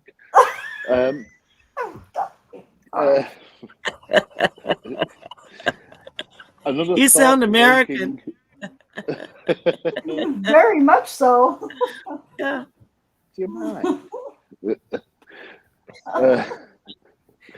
Another thought-provoking podcast, Doc. Thank you very much. Thank you so much. I have a couple of questions. Yes. One, I was recently watching my telly box, and I saw a program called "Convicting a Murderer." Oh no! And they suggested in that program that, are they right? And my second question is, well, you cut out on your first question. It dropped. No, I'm sorry about that. Question Were they one. using laser, Miss Falcom? Okay, so question one. I was watching my telly box recently, and there was a program that I watched on my telly box called "Convicting a Murderer," and they Kaczynski, what done it? Are they right? Oh no, you cut out again. You cut out again. Oh. Are you teasing us? No, I'm not. Start at and they. And they what? They suggested that it was Len Kaczynski what done it. Are they right? And question two, why are we going? Oh, Thank you very much, all. Who would I'm like sorry to for answer? interrupting this part of the program. No, not at all. Not. I suggest you better change those estrogen patches there, Miss Falcom.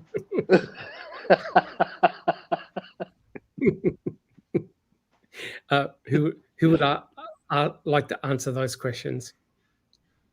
Well, you go right ahead, Doc. Go ahead, Doc. Hey, there you go. Kaczynski.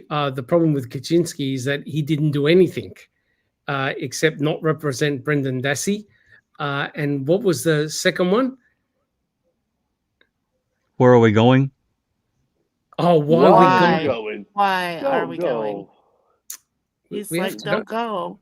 We have to go, Andy B. We have to go, but we'll be back next week. In fact, we'll be back tomorrow. Yeah. Okay. Yeah, so it won't be long. Yep, won't be long at all. Again, thank you so much, guys. Thank you so much for your questions. Keep them coming. And guys, we'll all catch you tomorrow. Thank you very much. Thanks, everyone. And with that, this has been a Foul Play production.